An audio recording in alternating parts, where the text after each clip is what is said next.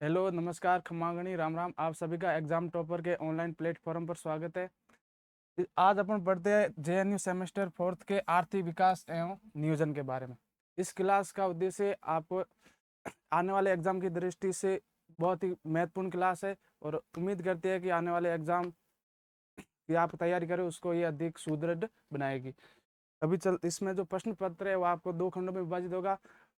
भाग अ में आपको 20 नंबर देखने को मिलेंगे जिसमें 10 प्रश्न आएंगे और भाग ब में आपको 5 प्रश्न होंगे जिसमें प्रत्येक प्रश्न 12 नंबर होगा। अभी चलते हैं प्रश्नों पर। पहला प्रश्न है, आर्थिक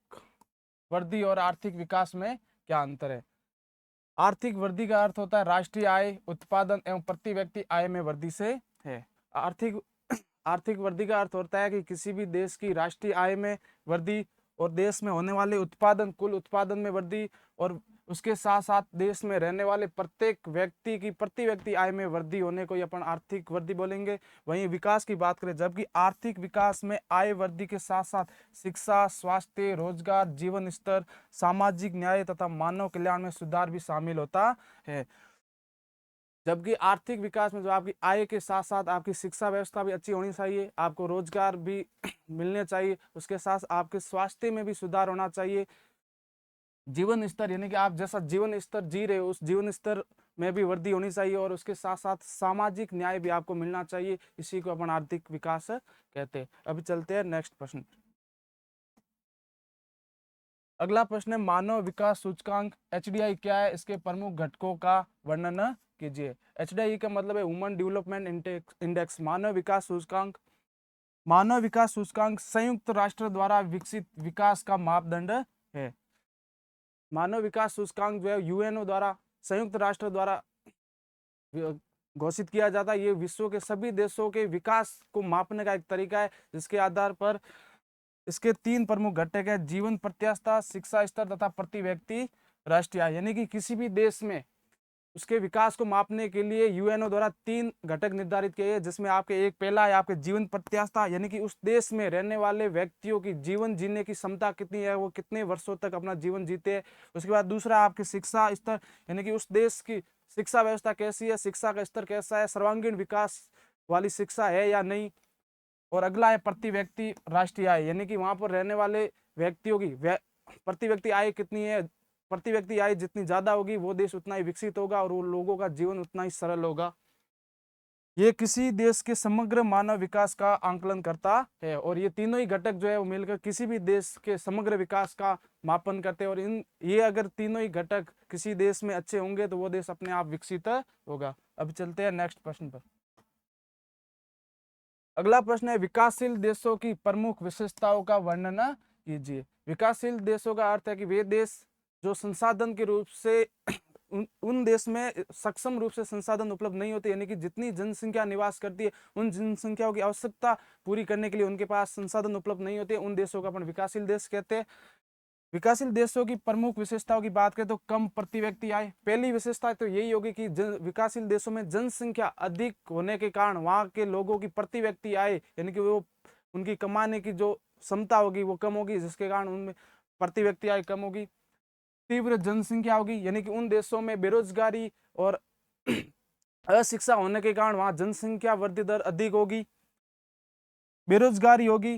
ज्यादा जनसंख्या या अधिक जनसंख्या होने के कारण बेरोजगारी होगी। पूंजी की कमी होगी और साथ साथ में पैसों की या फिर पूंजी निवेश की कमी होगी, क्योंकि लोग पढ़े लिखे नहीं होंगे, शिक्षा की कमी होगी, उसके साथ साथ बेरोजगारी भी होगी, जनसंख्या अधिक होगी। कृषि पर आधारित निर्भरता, यानी कि ज्यादातर विकासशील देश जो है वो कृषि पर निर्भर रहते हैं, उनका जो प्राथमिक क्रिया होती है वो आपकी कृषि होती है और कृषि पर ही जो है ज्यादातर लोग अपना जीवन यापन करते हैं। निम्न औद्योगिकरण होगा, शिक्षा और पूंजी की कमी के कारण वहां पर उद्योगों की संख्या भी कम होगी। आय एवं संपत्ति की असमानता तथा निम्न जीवन स्तर होगा। उसके साथ साथ आय और संपत्ति का असमान वितरण होगा, यानी कि गरीब के पास कम पैसे, गरीब बहुत गरीब होगा और अमीर और अमीर होगा, यानी कि अमीर और गरीब के बीच जो आय है और आय की समानता बहुत ही ज्यादा होगी, यानी कि अमीर के पास बहुत सारे पैसे होंगे और गरीब के पास बिल्कुल भी नहीं। उसके साथ साथ निम्न जीवन स्तर, यानी कि शिक्षा नहीं होने के कारण, स्वास्थ्य व्यवस्था अच्छी नहीं होने के कारण और जनसंख्या ज्यादा होने के कारण वहां की जो जीवन स्तर है वो बहुत ही निम्न होगा। अभी चलते हैं नेक्स्ट प्रश्न पर। पूंजी निर्माण का आर्थिक विकास में क्या महत्व है, यानी कि पूंजी का जो निर्माण होता है उसके द्वारा आर्थिक महत्व में क्या योगदान है। पूंजी निर्माण से उत्पादन क्षमता, रोजगार, आय, निवेश तथा तकनीकी विकास में वृद्धि होती है। यानी कि पूंजी निर्माण का अर्थ है पैसों का निर्माण करना, यानी कि पैसों को उत्सर्जन करना। तो पूंजी निर्माण से उत्पादन क्षमता में वृद्धि होगी, यानी कि जितने ज्यादा अपन पैसों का निवेश करेंगे उतने ही उत्पादन, यानी कि ज्यादा उद्योग स्थापित करने से उत्पादन में वृद्धि होगी। रोजगार मिलेगी, ज्यादा उत्पादन इकाइयों को निर्माण करने से लोगों को रोजगार मिलेगा, और जब लोगों को रोजगार मिलेगा तो वहां पर आय ज्यादा होगी लोगों की। और उसके साथ ही उद्योग ज्यादा स्थापित होने या फिर औद्योगिक इकाई स्थापित होने से वहां पर निवेश भी ज्यादा होगा तथा तकनीकी विकास में भी वृद्धि होगी। यानी कि पूंजी निर्माण से जो आपके तकनीकी विकास या फिर प्रौद्योगिकी विकास भी अधिक होगा, ये औद्योगिकरण को गति देता है। और जो पूंजी निर्माण है उससे ज्यादा उद्योग स्थापित होने के कारण उसको औद्योगिकरण को गति मिलती है तथा आर्थिक विकास का प्रमुख आधार माना जाता है। यानी कि किसी भी देश में पूंजी निर्माण करने के साधन उपलब्ध है तो वो आधार जो है विकास वहां पर अधिक होगा। अभी चलते हैं नेक्स्ट प्रश्न पर। अगला प्रश्न है, रोस्टो के आर्थिक विकास सिद्धांत के 5 चरणों को संक्षिप्त वर्णन कीजिए। यानी कि रोस्टो ने आर्थिक विकास के सिद्धांत के लिए कौन से चरण दिए। रोस्टो के अनुसार आर्थिक विकास के 5 चरण है। परंपरागत समाज पहला चरण है। परंपरागत समाज यानी कि प्राचीन समय से चला आ रहा समाज जो है आर्थिक विकास में बहुत महत्वपूर्ण भूमिका निभाता है। दूसरा जो चरण है आपके विकास की पूर्व शर्तें। दूसरा जो चरण है यानी कि किसी भी वस्तु का विकास करने से पहले उस विकास के लिए कौन कौन से नियम या शर्तें लगती है। तीसरा है आत्मस्फूर्ति, यानी कि किसी भी काम को करने के लिए व्यक्ति में अंदर से एक चेतना जागृत होनी चाहिए, उसको करने की इच्छा होनी चाहिए, उसको अपन आत्मस्फूर्ति कहेंगे। चौथा जो कारक है वो आपका है परिपक्वता की ओर अग्रसर, यानी कि किसी भी वस्तु का निर्माण करने के बाद वो वस्तु जो है परिपक्वता की ओर या समाज परिपक्वता की ओर अग्रसर होता है, यानी कि आगे बढ़ता है। तथा उच्च जन उपयोग का युग, उसके बाद निर्मित हुई वस्तु का जो है व्यक्तियों के द्वारा जो उपयोग किया जाता है उसको अपन जन उपयोग का युग कहेंगे। तो ये 5 चरण जो है वो आपके रोस्टो के अनुसार आर्थिक विकास में महत्वपूर्ण भूमिका निभाते हैं। अभी चलते हैं नेक्स्ट प्रश्न पर। संतुलित विकास सिद्धांत से क्या आशय है, इसकी प्रमुख विशेषताएं लिखिए। संतुलित विकास सिद्धांत के अनुसार अर्थव्यवस्था के विभिन्न क्षेत्रों में एक साथ निवेश करने से उत्पादन, रोजगार तथा आय में संतुलित वृद्धि होती है। संतुलित विकास सिद्धांत ये कहता है कि उपलब्ध तीनों सेक्टर प्राथमिक क्रिया, द्वितीय क्रिया और तृतीय क्रिया में समान मात्रा में निवेश करने से, इन्वेस्टमेंट करने से जो है आपकी उत्पादन में वृद्धि होगी, उसके साथ रोजगार मिलने से आय में वृद्धि होगी, और इसी में जो है बराबर संतुलित होना चाहिए। यानी कि तीनों सेक्टर में जो है निवेश बराबर करना चाहिए, जैसे तीनों सेक्टर में उत्पादन है, रोजगार है और आय में तीनों सेक्टर में बराबर वृद्धि होगी। इसका उद्देश्य सभी क्षेत्रों का समान विकास करना है, और इसका जो प्रमुख उद्देश्य है वो है आपके प्राथमिक क्रिया, द्वितीय क्रिया और तृतीय क्रिया तीनों का जो है समान रूप से विकास करना। प्राथमिक क्रिया में मुख्य रूप से कृषि आती है, द्वितीय क्रिया में मुख्य रूप से उद्योग आते हैं, और तृतीय क्षेत्र में आपके सेवा क्षेत्र से संबंधित आते हैं। तो इन तीनों क्षेत्रों का जो है समान मात्रा में विकास करना ही संतुलित विकास सिद्धांत कहलाता है। अभी चलते हैं नेक्स्ट प्रश्न पर। अगला प्रश्न है, वैश्वीकरण से क्या आशय है, इसके प्रमुख प्रभाव का उल्लेख कीजिए। वैश्वीकरण वह प्रक्रिया है जिसमें वस्तुओं, सेवाओं, पूंजी और तकनीकी का अंतर्राष्ट्रीय स्तर पर मुक्त आदान प्रदान होता है। वैश्वीकरण की बात करें तो वैश्वीकरण को साधारण शब्द में बात करें तो किसी स्थान की संस्कृति, सभ्यता और वस्तुओं का आदान प्रदान किसी दूसरे स्थान पर किया जाता है तो उसको ही अपन वैश्वीकरण कहते हैं। वैश्वीकरण के द्वारा आप वस्तु का आदान प्रदान कर सकते हैं, उसके साथ सेवाओं का आदान प्रदान कर सकते हैं, पूंजी या पैसों का भी कर सकते हैं और तकनीकी का भी आदान प्रदान कर सकते हैं, जिससे व्यापार, निवेश, प्रतिस्पर्धा एवं तकनीकी विकास बढ़ता है। और किसी एक स्थान से या किसी एक देश से दूसरे देश में वस्तु है, सेवा है, इन सब का आदान प्रदान करने से उन दोनों देशों के बीच में व्यापार बढ़ता है। व्यापार बढ़ने से देश जो है विकसित होते हैं, उसके साथ साथ निवेश भी बढ़ता है, किसी दूसरे देश के द्वारा किसी दूसरे देश में निवेश किया जाता है, और उसके साथ साथ व्यापार की दृष्टि से प्रतिस्पर्धा भी बढ़ती है। जबकि असमानता और प्रतिस्पर्धा की चुनौतियां भी उत्पन्न होती है, और वैश्वीकरण के साथ साथ किसी भी देश में असमानता भी उत्पन्न होती है, उसके साथ साथ दूसरे देश को किसी अन्य देश से आगे निकलने की होड़ या फिर प्रतिस्पर्धा भी उत्पन्न होती है। अभी चलते हैं नेक्स्ट प्रश्न पर। विश्व व्यापार संगठन डब्ल्यूटीओ के उद्देश्य एवं कार्यों का संक्षिप्त वर्णन कीजिए। डब्ल्यूटीओ का उद्देश्य अंतर्राष्ट्रीय व्यापार को स्वतंत्र, पारदर्शी एवं नियमबद्ध बनाना होता है। डब्ल्यूटीओ की बात करें तो डब्ल्यूटीओ का फुल फॉर्म है वर्ल्ड ट्रेड ऑर्गेनाइजेशन। इसकी स्थापना जो है आपके 1995 में की गई थी। पहले 1947 में जो है वो आपके GATT का निर्माण किया गया था, general agreement tariff and trade, और इसको फिर 1995 में समाप्त करके जो आपके डब्ल्यूटीओ की स्थापना की गई, जिसका मुख्य उद्देश्य होता है आपके व्यापार को स्वतंत्र, यानी किसी दो देशों के बीच में व्यापार को स्वतंत्र या फिर सभी विश्व के सभी देशों के बीच में होने वाले व्यापार को स्वतंत्र, पारदर्शी एवं नियमबद्ध बनाता है। यानी कि पारदर्शी यानी कि किसी भी प्रकार का पक्ष नहीं लिया जाए और उसके साथ साथ नियमों के अनुसार जो है किसी दो देशों के बीच में व्यापार किया जाए। इनके प्रमुख कार्य व्यापारिक विवादों का समाधान, और इसका जो प्रमुख कार्य है आपके किसी दो देशों के मध्य व्यापार को लेकर होने वाले विवादों का जो है निपटारा करना,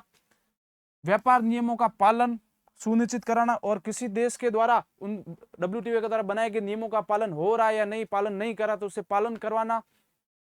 तथा सदस्य देशों के बीच व्यापार को बढ़ावा देना है। और डब्ल्यूटीओ के जितने भी सदस्य देश है उनके बीच में आपस में व्यापार को बढ़ाना इसका प्रमुख कार्य है। अभी चलते हैं नेक्स्ट प्रश्न पर। अगला प्रश्न है आर्थिक आयोजना से क्या आशय, इसके प्रमुख उद्देश्यों को लिखिए। आर्थिक आयोजना, आर्थिक आयोजना वह प्रक्रिया है जिसमें सरकार उपलब्ध संसाधनों का नियोजित उपयोग कर आर्थिक विकास, रोजगार, गरीबी उन्मूलन, सामाजिक न्याय, आत्मनिर्भरता तथा संतुलित क्षेत्रीय विकास के लक्ष्य प्राप्त करती है। आर्थिक आयोजना वह प्रक्रिया है जिसके अंतर्गत किसी भी देश में उपलब्ध संसाधनों का सरकार जो है सही तरीके से उपयोग या नियोजन करती है, जिसके द्वारा आर्थिक विकास यानी कि देश में उपस्थित संसाधनों का इस प्रकार से उपयोग करे कि देश में आर्थिक विकास यानी कि उद्योगों का ज्यादा निर्माण और उसके साथ ही देश की आर्थिक स्थिति में सुधार आए। रोजगार यानी कि उन संसाधनों के द्वारा उस देश में रहने वाले लोगों को रोजगार मिले। गरीबी उन्मूलन यानी कि उन संसाधनों का उपयोग करके लोगों की गरीबी को मिटाया जाए या फिर गरीबी को कम किया जाए। फिर सामाजिक न्याय यानी कि समाज की दृष्टि से भी जो है संसाधनों का समान बंटवारा होकर उनको सामाजिक न्याय प्रदान करे। और आत्मनिर्भरता यानी कि किसी भी देश को जो है अपने संसाधनों पर आत्मनिर्भर होना चाहिए ताकि दूसरे देश पर वो बिल्कुल भी निर्भर न रहे, तथा संतुलित क्षेत्रीय विकास के लक्ष्य प्राप्त करे, यानी कि किसी भी क्षेत्र में गरीब या अमीर या फिर किसी भी व्यक्ति के साथ संसाधनों को लेकर किसी भी प्रकार का जो है मतभेद या फिर उनके साथ अन्याय न करे, सभी को संसाधन जो है समान मात्रा में विभाजित करे। अभी चलते हैं नेक्स्ट प्रश्न। भारत की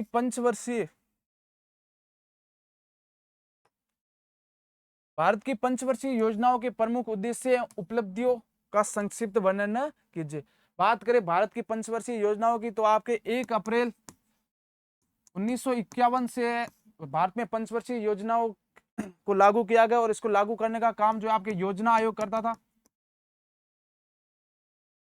जब भारत आजाद हुआ उस समय भारत की स्थिति बहुत ही दयनीय थी और भारत को अपने विकास को बढ़ाने के लिए छोटे छोटे पैमाने बनाए गए, जिसके अनुसार पंचवर्षीय योजनाओं की शुरुआत की गई और कहा गया कि 5 वर्षों में हमने इन जो उन्होंने पहले उद्देश्य रखे थे उन उद्देश्यों को अपन को 5 वर्षों में हासिल करना है। इसके लिए पंचवर्षीय योजनाओं को लागू किया गया। पंचवर्षीय योजनाओं के प्रमुख उद्देश्यों की बात करें तो आर्थिक विकास करना, पहला जो उद्देश्य है वो आपके आर्थिक विकास करना यानी कि आर्थिक रूप से व्यक्ति लोगों या देश को सक्षम बनाना। दूसरा जो आपके गरीबी उन्मूलन करना, यानी कि उस समय भारत की जनसंख्या लगभग 35 करोड़ के आसपास थी और उतनी जनसंख्या उस समय उस जनसंख्या के अनुसार भारत में संसाधन उपलब्ध नहीं थे, इसलिए गरीबी बहुत होने के कारण पहला उद्देश्य तो यही रखा गया कि भारत की गरीबी को कम किया जाए या फिर भारत की गरीबी को मिटाया जाए। तीसरा जो उद्देश्य है वह आपके रोजगार सर्जन, यानी कि ज्यादा से ज्यादा लोगों को रोजगार दिया जाए जिसके कारण गरीबी को हटाया जाए। आत्मनिर्भरता, और उसके साथ साथ चौथा पॉइंट है आत्मनिर्भरता, यानी कि देश के प्रत्येक व्यक्ति अपने आप पर आत्मनिर्भर या फिर देश किसी दूसरे देश पर निर्भर न, देश आत्मनिर्भर बने।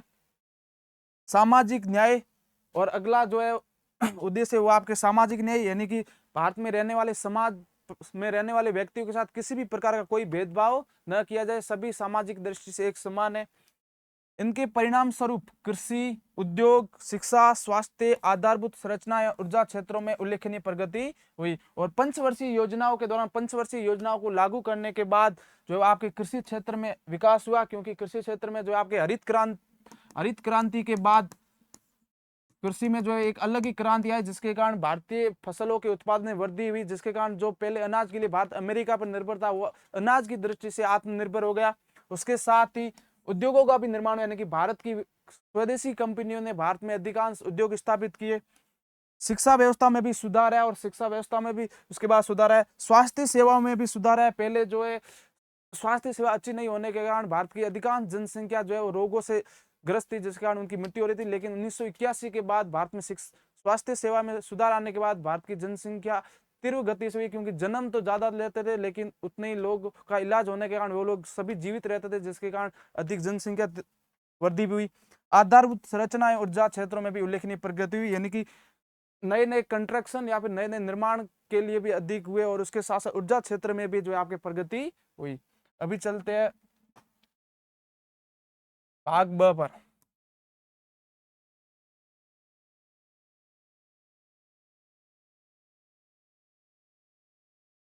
पहला प्रश्न है, आर्थिक वृद्धि एवं आर्थिक विकास में अंतर स्पष्ट करते हुए आर्थिक विकास के प्रमुख मापदंड सकल घरेलू उत्पाद, सकल राष्ट्रीय उत्पाद, प्रति व्यक्ति आय तथा मानव विकास सूचकांक का समालोचनात्मक विवेचना करना है। प्रश्न की बात करें तो आपको सबसे पहले तो आर्थिक विकास और आर्थिक वृद्धि में अंतर बात करनी है। वृद्धि की बात करें तो वृद्धि हमेशा मात्रात्मक होती है, जबकि विकास जो होता है आपके गुणात्मक होता है। वृद्धि जो है वो आपके एक समय तक ही होती है, जबकि विकास जो है आपके निरंतर या फिर हमेशा चलता रहता है। और वृद्धि को अपन विकास के अंतर्गत रख सकते हैं, लेकिन विकास को वृद्धि के अंतर्गत नहीं रख सकते। पहला है आर्थिक वृद्धि, इकोनॉमिक ग्रोथ। ये एक संकीर्ण और मात्रात्मक अवधारणा है। आर्थिक वृद्धि की बात करें तो ये एक संकीर्ण यानी कि एक सीमित और मात्रात्मक, यानी कि इसकी अपन गणना कर सकते हैं, जो समय के साथ किसी देश की वास्तविक राष्ट्रीय आय एवं प्रति व्यक्ति आय में होने वाली निरंतर वृद्धि को दर्शाती है। जो समय के साथ यानी कि किसी एक विशिष्ट समय के साथ उस देश की प्रति व्यक्ति आय और राष्ट्रीय आय को दर्शाती है, यानी कि किसी भी देश की कुल जीडीपी और उस देश में रहने वाले लोगों की जो प्रति व्यक्ति आय है उसको ही अपन आर्थिक वृद्धि में मापते हैं। इसका संबंध मुख्य रूप से विकसित देशों से है,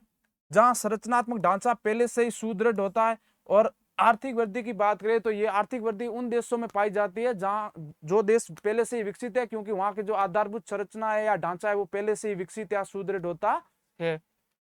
आर्थिक वृद्धि में गुणात्मक सामाजिक परिवर्तनों पर विचार नहीं किया जाता है, यानी कि आर्थिक वृद्धि सिर्फ मात्रात्मक होती है या फिर गणना करनी होगी, उसमें किसी भी प्रकार के गुणों का समावेश नहीं होता और न ही वो समाज को ध्यान में रखकर उसकी कोई गणना नहीं होती है।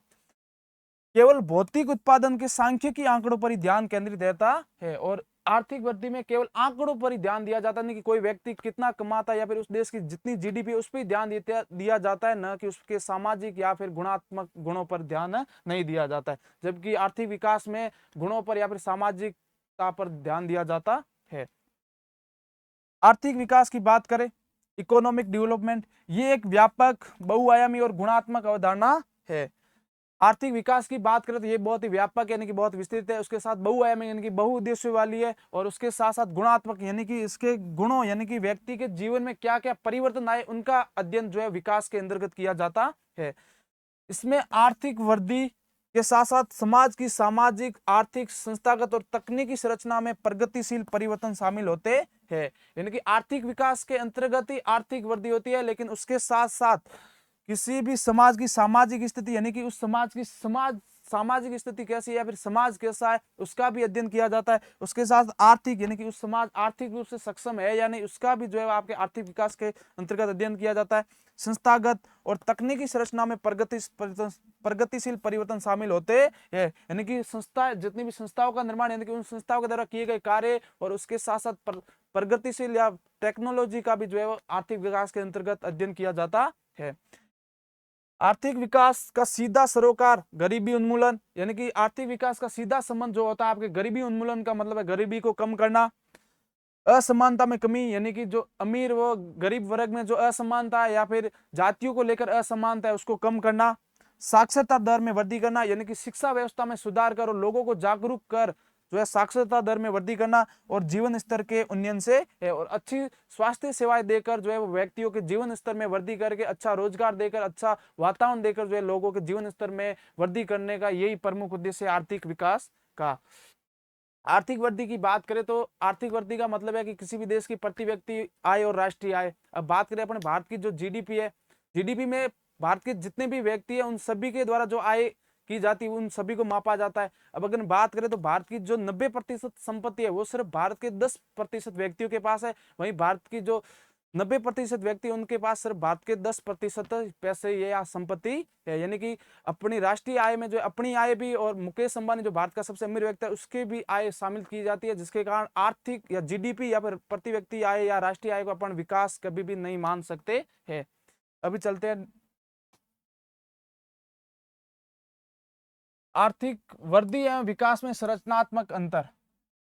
आर्थिक वृद्धि और विकास के मध्य व्यवहारिक अंतर को समझना विकास के अर्थशास्त्र की बुनियादी आवश्यकता है।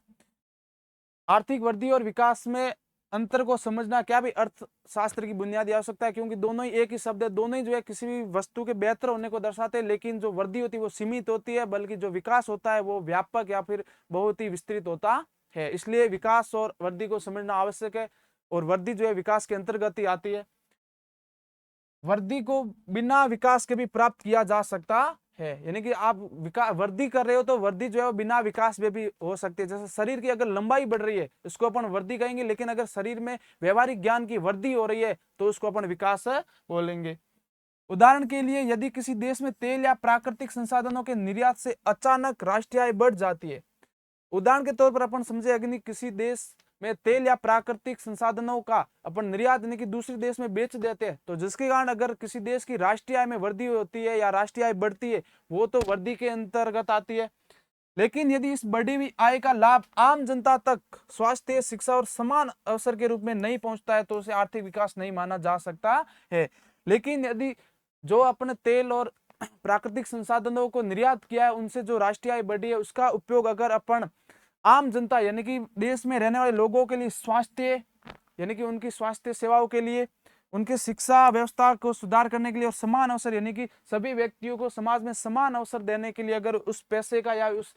पूंजी का उपयोग नहीं करेंगे तो इसको अपन कभी भी आर्थिक विकास नहीं कह सकते। यानी कि आर्थिक विकास का तात्पर्य यह है कि देश की जितनी भी पूंजी है, जितनी भी राष्ट्रीय आय, उसका उपयोग व्यक्तियों के स्वास्थ्य सेवा, शिक्षा और उनको आर्थिक रूप से समान लाने के लिए अगर उनका उपयोग किया जाता है तो उसको अपन आर्थिक विकास कहेंगे। विकास एक निरंतर चलने वाली गतिशील सामाजिक प्रक्रिया है। और विकास की बात करें तो विकास हमेशा निरंतर चलती रहती है। विकास का कोई समापन नहीं है। किसी भी उम्र में, किसी भी एज में आपका विकास हो सकता है, जिसके अंतर्गत संपूर्ण समाज की आकांक्षा और आवश्यकताओं को पूरा करने की दिशा में संस्थागत सुधार किए जाते हैं। और विकास के द्वारा जो है आपके प्रत्येक समाज की आकांक्षा या आवश्यकताओं को आसानी से पूरा किया जा सकता है, जबकि वृद्धि के अंतर्गत वृद्धि की जो दायरा होता है वो सीमित होता है, यानी कि एक निश्चित समय के बाद वह वृद्धि रुक जाती है। संक्षेप में आर्थिक वृद्धि साधन है और आर्थिक विकास उस साधन का अंतिम साध्य है। यानी कि आर्थिक विकास, आर्थिक वृद्धि जो है वो साधन है और आर्थिक विकास जो है वो उसका साध्य है। यानी कि आर्थिक विकास के अंतर्गत आर्थिक वृद्धि होने के कारण आर्थिक विकास का एक साधन के रूप में काम करती है आर्थिक वृद्धि। यानी कि आर्थिक वृद्धि के बिना भी विकास संभव नहीं। किसी भी व्यक्ति का विकास होगा तो उसमें आर्थिक वृद्धि या फिर वृद्धि तो अवश्य ही होगी, जिसके द्वारा मानव कल्याण को चरम स्तर तक पहुंचाया जाता है। और आर्थिक विकास के कारण उसमें व्यक्ति के जीवन स्तर, उसकी स्वास्थ्य सेवा और शिक्षा की उन्नत या फिर उसको बढ़ा देने के कारण उसका जो मानव कल्याण है वो चरम उत्कर्ष, यानी कि उस आर्थिक विकास जो है मानव का जीवन अधिक सुलभ हो जाता है या फिर उसका कल्याण हो जाता है। अब अपन बात करते हैं जीडीपी तथा जीएनपी का मूल्यांकन। पहली बात करते हैं सकल घरेलू उत्पाद या जीडीपी, ग्रोस डोमेस्टिक प्रोडक्ट। इसका अर्थ होता है कि किसी भी देश में किसी एक विशिष्ट समय के अंतर्गत या एक साल के वर्ष के एक निश्चित समय के अंतर्गत उस देश में उत्पादित वस्तु और सेवाओं का जो अंतिम मूल्य है उसको ही अपन जीडीपी कहेंगे या उस देश की राष्ट्रीय आय कहेंगे। एक वर्ष में देश की भौगोलिक सीमा के भीतर उत्पादित समस्त अंतिम वस्तु और सेवाओं का मौद्रिक मूल्य जो है आपके जीडीपी कहलाता है। यानी कि एक वर्ष में एक देश में उसकी भौगोलिक सीमा यानी कि उस देश के अंतर्गत या उस देश के अंदर ही उत्पादित यानी कि उत्पादित करने वाले वस्तु और सेवाओं का जो अंतिम मूल्य है उसको ही अपन जीडीपी कहेंगे। समालोचनात्मक दृष्टि से ये विकास का अधूरा मापदंड है। और समालोचनात्मक की दृष्टि करें तो किसी भी व्यक्ति के विकास का मापन अपन या फिर किसी भी देश के विकास का मापन उसकी जीडीपी को कभी भी नहीं माप सकते है, क्योंकि ये केवल उत्पादन की मात्रा को मापता है और जो जीडीपी होता है वो केवल उत्पादन की मात्रा को मापता है और आय के वितरण की विषमता या पर्यावरणीय ह्रास को पूरी तरह नजरअंदाज कर देता है। और जो जीडीपी होता है वो सिर्फ उत्पादन की मात्रा को मापता है या फिर पूंजी को मापता है और उसके कारण जो है वो आय के वितरण यानी कि पैसों या फिर पूंजी का जो वितरण है वो असमान होता है, यानी कि पैसे वालों के पास और अधिक पैसे होंगे और जिनके पास पैसे नहीं है उसके पास बिल्कुल भी पैसे नहीं होंगे, यानी कि आय के रूप से असमान वितरण को ये राष्ट्रीय आय या जीडीपी नहीं मापती है। और उसके साथ साथ पर्यावरणीय ह्रास यानी कि पैसे उत्पादन करने के लिए अपने द्वारा जो क्रियाएं की जाती है उनके द्वारा जो पर्यावरण को हास या फिर पर्यावरण को जो नुकसान पहुंचा उसको भी बिल्कुल ये नजरअंदाज करता है। उच्च जीडीपी के बावजूद देश में गरीबी और कुपोषण व्याप्त हो सकता है और किसी भी देश की उच्च जीडीपी होने के बावजूद भी उस देश में जो आपके गरीबी हो सकती है और उसके साथ साथ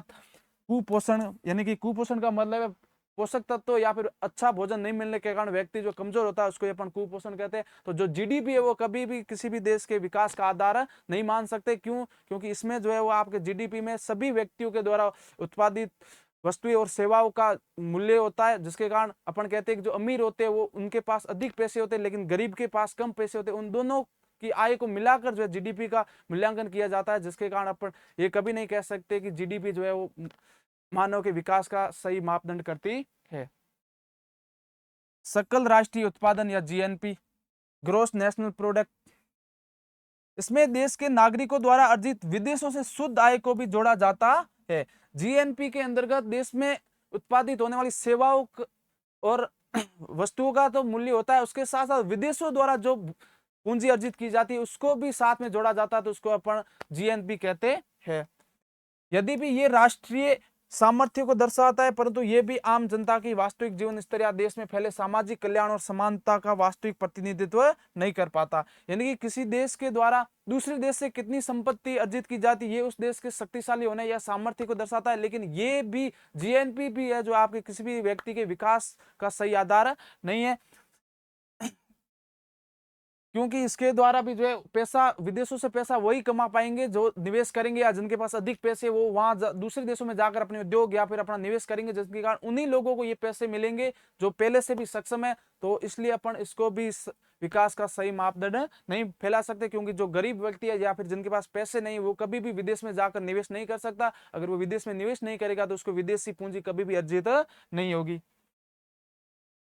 गैर मौद्रिक लेन देन और घरेलू श्रम जैसे महत्वपूर्ण पक्षों में जीडीपी और जीएनपी दोनों में स्थान नहीं मिल पाता है, यानी कि जिन कामों में पैसों का लेन देन नहीं होता है या फिर घरेलू श्रम होते हैं, यानी कि जो लोग घर पर रहकर श्रम करते हैं, यानी जिनका कोई मूल्य नहीं चुकाया जाता है, उन लोगों के पक्षों में जीडीपी और जीएनपी कभी भी काम नहीं करती। जैसे घर में रहने वाली जो हाउसवाइफ होती है या फिर गृहिणी होती है उनके द्वारा जो काम किया जाता है उनकी जो है मापन या फिर उनका योगदान जीडीपी में कभी नहीं होता है, जिससे इनकी विश्वसनीयता सीमित हो जाती है, जिसके कारण अपन कह सकते हैं कि जीएनपी और जीएडपी दोनों जो है आपके सीमित है, ये किसी भी देश या किसी भी व्यक्ति के विकास का मापदंड नहीं है। अब पीसीआई तथा एसडीआई का समालोचनात्मक विवेचन, प्रति व्यक्ति आय या पीसीआई पर कैपिटल इनकम, यानी कि प्रति व्यक्ति आय क्या है? राष्ट्रीय आय को कुल जनसंख्या से भाग देकर इससे निकाला जाता है, यानी कि किसी भी देश की कुल जो राष्ट्रीय आय है उसमें उस देश की कुल जनसंख्या का भाग देने पर जो अपन को परिणाम मिलता है वही प्रति व्यक्ति आय कहलाता है। यानी कि भारत की कुल जीडीपी में भारत की कुल जनसंख्या का भाग देने पर जो उत्तर आएगा वही प्रति व्यक्ति आय कहलाएगा। और प्रति व्यक्ति आय भी जो है आपके समालोचनात्मक रूप से ये मात्र एक सांख्य की औसत है, और समालोचनात्मक की दृष्टि से देखें तो प्रति व्यक्ति आय भी जो है आपके एक सांख्य की औसत है, क्योंकि ये भी जो है व्यक्ति के सर्वांगीण विकास को नहीं दर्शाता है। ये आय की गंभीर असमानता को छुपा लेता है और इसके का प्रति व्यक्ति आय जो है आपके जो आय में असमानता है, यानी कि गरीब और अमीर के बीच में जो आय को या फिर पैसे को लेकर जो असमानता है उसको छुपा लेता है। यानी कि राष्ट्रीय आय में जो आपके मुकेश अंबानी के पैसे भी शामिल होंगे और जो गरीब व्यक्ति है उसके भी पैसे शामिल होंगे, और राष्ट्रीय आय में फिर पूरी जनसंख्या का भाग देंगे तो भारत में रहने वाले प्रत्येक व्यक्ति को उस राष्ट्रीय आय में से बराबर भाग बांट दिया जाएगा। लेकिन वास्तविक में जितनी राष्ट्रीय आय के अनुसार उनको उनकी प्रति व्यक्ति आय बन रही वो उतना व्यक्ति कभी भी कमा नहीं पाता, क्योंकि इसमें अमीर लोगों के पैसे शामिल होते हैं। इसलिए अपन कह सकते हैं कि प्रति व्यक्ति आय कभी भी व्यक्ति के विकास का मापदंड नहीं है। यदि देश के चंद अमीरों की आय अत्यधिक बढ़ जाए तो प्रति व्यक्ति आय ऊंची दिखेगी, यानी कि देश में रहने वाले जो अमीर लोग हैं, उन अमीर लोगों की अगर आय बढ़ती है तो उस देश की राष्ट्रीय आय में भी वृद्धि होगी। और ये राष्ट्र उनकी वास्तविक जो प्रति व्यक्ति आय वो कुछ ही लोगों की बढ़ रही है, लेकिन उसके साथ साथ उनकी आय बढ़ने के कारण राष्ट्रीय आय भी बढ़ रही है, और राष्ट्रीय आय बढ़ने के कारण प्रति व्यक्ति पूरे देश के प्रति व्यक्ति आय भी बढ़ेगी, लेकिन वास्तविक में प्रति व्यक्ति आय कुछ ही लोगों की बढ़ी है। जबकि बहुसंख्यक आबादी गरीबी में जी रही होती है, और जो बहुसंख्यक यानी कि कम पैसे कमा रहे वो वास्तव में गरीबी में जी रहे होते हैं। ये जीवन की वास्तविक गुणवत्ता और क्रय शक्ति क्षमता का सही चित्रण नहीं कर सकती, यानी कि जो प्रति व्यक्ति आय है वो व्यक्ति की वास्तविक गुणवत्ता और जो क्रय शक्ति यानी कि उनके द्वारा जो काम किए जाते यानी कि शक्ति होती है, उनका कभी भी सही निर्धारण नहीं करती है, क्योंकि इसमें जो है वो कुछ ही लोग हैं जो ज्यादा पैसे कमा पाते हैं, उनकी प्रति व्यक्ति आय में वृद्धि होती है, बाकी वालों के प्रति व्यक्ति आय में वृद्धि कभी नहीं होती। फिर है मानव विकास सूचकांक, ह्यूमन डेवलपमेंट इंडेक्स। ये स्वास्थ्य, जीवन प्रत्याशा, शिक्षा, अपेक्षित और औसत स्कूल वर्ष और जीवन स्तर प्रति व्यक्ति सकल राष्ट्रीय आय पीपीपी पर का एक संयुक्त सूचकांक है। एचडीआई का जो संचालन जो है आपके यूएनओ यानी कि संयुक्त राष्ट्र संघ के द्वारा किया जाता है, जहां उसके जो सदस्य देश है उनके विकास का मापन किया जाता है। उसके लिए जो पहला वो आपकी व्यवस्था यानी कि किसी भी देश की स्वास्थ्य सेवाएं किस प्रकार की है या फिर उनकी जीवन प्रत्याशा किसकी है, उसको इसमें शामिल किया जाता है। दूसरा जो आपके उस देश में शिक्षा कैसी है, शिक्षा का स्तर कैसा है, शिक्षा सभी तक मिल रही है या नहीं, शिक्षा कितने लोगों को है, साक्षरता दर के आधार पर भी किसी भी देश के विकास का मापन किया जाता है। और उसके साथ साथ जीवन स्तर यानी कि वहां के व्यक्ति का जीवन स्तर कैसा है। जीवन स्तर में अपन मुख्य रूप से राष्ट्रीय आय और प्रति व्यक्ति आय को मानते हैं, यानी कि मानव विकास सूचकांक द्वारा किसी भी देश के विकास के मापदंड तीन घटकों पर निर्भर है। पहला है आपके जीवन प्रत्याशा यानी कि वहां की स्वास्थ्य सेवाएं, दूसरा है आपकी शिक्षा व्यवस्था, और तीसरा जो है वो आपके वहां की राष्ट्रीय आय और प्रति व्यक्ति आय। ये पूर्ववर्ती मापदंडों से कहीं अधिक व्यापक और व्यवहारिक है, और इससे पहले जो मापदंड निर्धारण किए गए ये उससे अधिक व्यवहारिक है, यानी कि ये व्यक्ति या फिर किसी देश के वास्तविक विकास को दर्शाते हैं। आलोचकों का मानना है कि ये भी राजनीतिक स्वतंत्रता, लैंगिक असमानता, मानव अधिकार और देश में व्याप्त भ्रष्टाचार जैसी आवश्यक परिस्थितियों का मापन करने में पूर्णतः विफल रहता है। लेकिन कुछ आलोचकों का मानना है कि ये जो मापन है वो सिर्फ शिक्षा, स्वास्थ्य और प्रति व्यक्ति आय या फिर राष्ट्रीय आय को लेकर है, लेकिन ये जो है वो आपके राजनीतिक स्वतंत्रता है, यानी कि उस देश में अभिव्यक्ति की आजादी है या नहीं या फिर राजनीतिक रूप से वो स्वतंत्र है नहीं, इसकी कोई मापन नहीं करता। उसके साथ साथ लैंगिक समानता यानी कि उस देश में लिंग के आधार पर समानता है या नहीं, इसका भी कोई मापन नहीं करता। फिर देश में व्याप्त भ्रष्टाचार यानी कि देश में होने वाले भ्रष्टाचार कैसा है, कितना है, उसका भी ये मानव विकास सूचकांक मापन नहीं करता है। तो कुछ आलोचकों का मानना है कि ये भी मापन के योग्य नहीं है। अगला प्रश्न है, आर्थिक विकास के निर्धारक तत्वों का वर्णन कीजिए तथा मानव पूंजी, प्राकृतिक संसाधन, पूंजी निर्माण एवं तकनीकी प्रगति के आर्थिक विकास में भूमिका का मूल्यांकन कीजिए।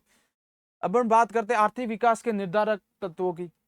आर्थिक विकास किसी भी देश के बहुआयामी प्रयासों का प्रतिफल होता है, यानी कि किसी भी देश को द्वारा जो अपने विकास के लिए जो बहुत सारे प्रयास किए गए उसका जो परिणाम होता है वो आपके आर्थिक विकास होता है। इसके निर्धारक तत्वों को मुख्य रूप से दो श्रेणियों में विभाजित किया जाता है। जो आर्थिक विकास के जो निर्धारक तत्व है उसको आप मुख्य रूप से दो भागों में बांट सकते हैं। पहला जो है आपके आर्थिक निर्धारक, पहला जो है वो आपके आर्थिक निर्धारक, इसमें प्राकृतिक संसाधन यानी कि उस देश में किस प्रकार के और कितने प्राकृतिक संसाधन पाए जाते हैं। पूंजी निर्माण का स्तर यानी कि पैसों को बनाने का या फिर पूंजी निर्माण का स्तर कैसा है। तकनीकी प्रगति की दर यानी कि उस देश में प्रौद्योगिकी या फिर तकनीकी का विकास किस स्तर पर हो रहा है या फिर कहां तक हो रहा है। श्रम शक्ति का आकार यानी कि वहां पर श्रमिकों की संख्या कितनी है या फिर श्रमिकों की संख्या का आकार कैसा है। औद्योगिक ढांचा और उसके साथ साथ उद्योगों का निर्माण कैसा है या फिर उद्योग कैसे या फिर औद्योगिक ढांचे को भी, और कुशल उद्यमिता शामिल है। और उसके साथ साथ किसी विशिष्ट कार्य करने में किसी व्यक्ति का विशिष्ट कौशल होता है, वो कौशल कैसा है। ये तत्व देश के प्रत्यक्ष उत्पादन और आर्थिक गतिविधियों को गति प्रदान करते हैं। और ये जो तत्व होते हैं वो किसी भी देश के उत्पादन और आर्थिक गतिविधियों को जो है आपके गति प्रदान करते हैं, यानी कि किसी भी देश के विकास के लिए वहां उस देश में प्राकृतिक संसाधनों का होना जरूरी है। अच्छी तकनीकी या प्रौद्योगिकी का होना जरूरी है, उसके साथ साथ अच्छे श्रमिक और कुशल श्रमिकों का होना आवश्यक है। तो आर्थिक विकास के जो आर्थिक निर्धारक तत्व थे वो मुख्य रूप से प्राकृतिक संसाधन है, उसके साथ श्रमिक शक्ति है, तकनीकी प्रगति की दर कैसी है और औद्योगिक ढांचा। इन्हीं तत्वों के द्वारा किसी भी देश की जो आर्थिक गति होती है उनकी गति अधिक होगी, यानी कि किसी भी देश का आर्थिक रूप से विकास अधिक होगा। फिर अपन बात करते हैं गैर आर्थिक निर्धारक, यानी कि ऐसे निर्धारक तत्व या जो आर्थिक रूप से देश को नहीं बल्कि सामाजिक रूप से देश को आगे बढ़ाते हैं। इसमें देश का राजनीतिक वातावरण, यानी कि सामाजिक रूप से अगर आपको देश को आगे बढ़ाना है तो उस देश का जो है राजनीतिक जो वातावरण है, यानी कि वहाँ की सरकार कैसी है, वहाँ के लोग कैसे खुश रह रहे हैं या नहीं, वहाँ शांति है या नहीं, या फिर आए दिन हिंसा होती है उसमें। उसके साथ सामाजिक संस्थाएं जैसे जाति परिवार, यानी कि उस देश की समाज में जो संस्था है, यानी कि जाति या परिवार कैसा है, जातियों के आधार पर समाज का वर्गीकरण हुआ है या फिर परिवार एकल परिवार है या संयुक्त परिवार है। सांस्कृतिक मूल्य, यानी कि उस देश की जो संस्कृति है वो कैसी है, उनका क्या महत्व है। कानून व्यवस्था, और साथ साथ में उस देश की कानून व्यवस्था कैसी है, लोगों को न्याय मिल रहा है या नहीं, लोगों के हित में काम हो रहा है या नहीं। धार्मिक विश्वास, और उसके साथ साथ उस देश में रहने वाली जनता या फिर प्रजा जो है उनका धार्मिक विश्वास है या नहीं, या फिर वो लोग धर्म को मानते हैं या नहीं।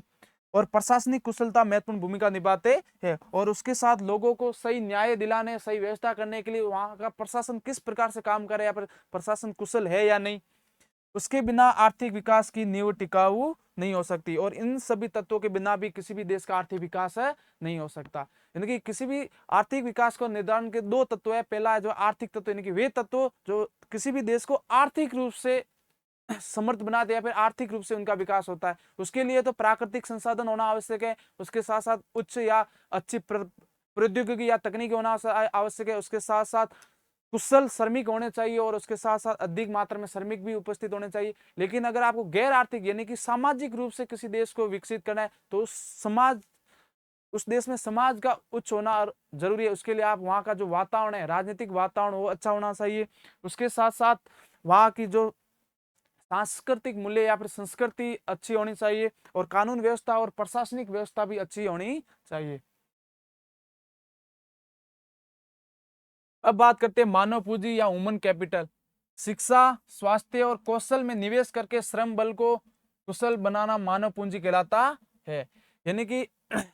शिक्षा और स्वास्थ्य और कौशल में निवेश करके श्रम बल करने की व्यक्ति की कार्य करने की क्षमता को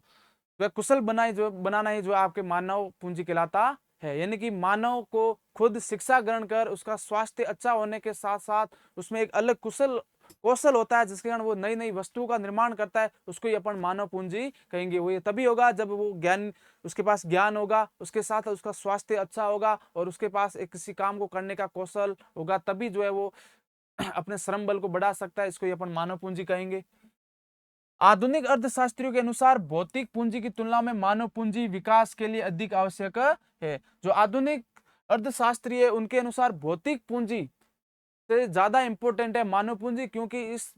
पृथ्वी पर जितने भी काम किए जाते हैं वो सब मनुष्य के द्वारा किए जाते हैं। आर्थिक पूंजी का आविष्कार ही मानव के द्वारा किया गया। आर्थिक पूंजी का मतलब होता है जो अपन प्रत्यक्ष रूप से देख पाते हैं, जैसे पैसे या फिर वस्तु विनिमय या फिर मुद्रा विनिमय, इसको अपन जो आपके भौतिक पूंजी के अंतर्गत रखेंगे। लेकिन मानव पूंजी यानी कि मानव के द्वारा नई नई वस्तु का निर्माण किया जा रहा है, अपने कौशल या ज्ञान या अपन स्वास्थ्य के आधार पर जो नए नए आविष्कार किए जा रहे हैं उसको अपन मानव पूंजी के अंतर्गत रखेंगे, और ये अधिक आवश्यक है भौतिक पूंजी की अपेक्षा।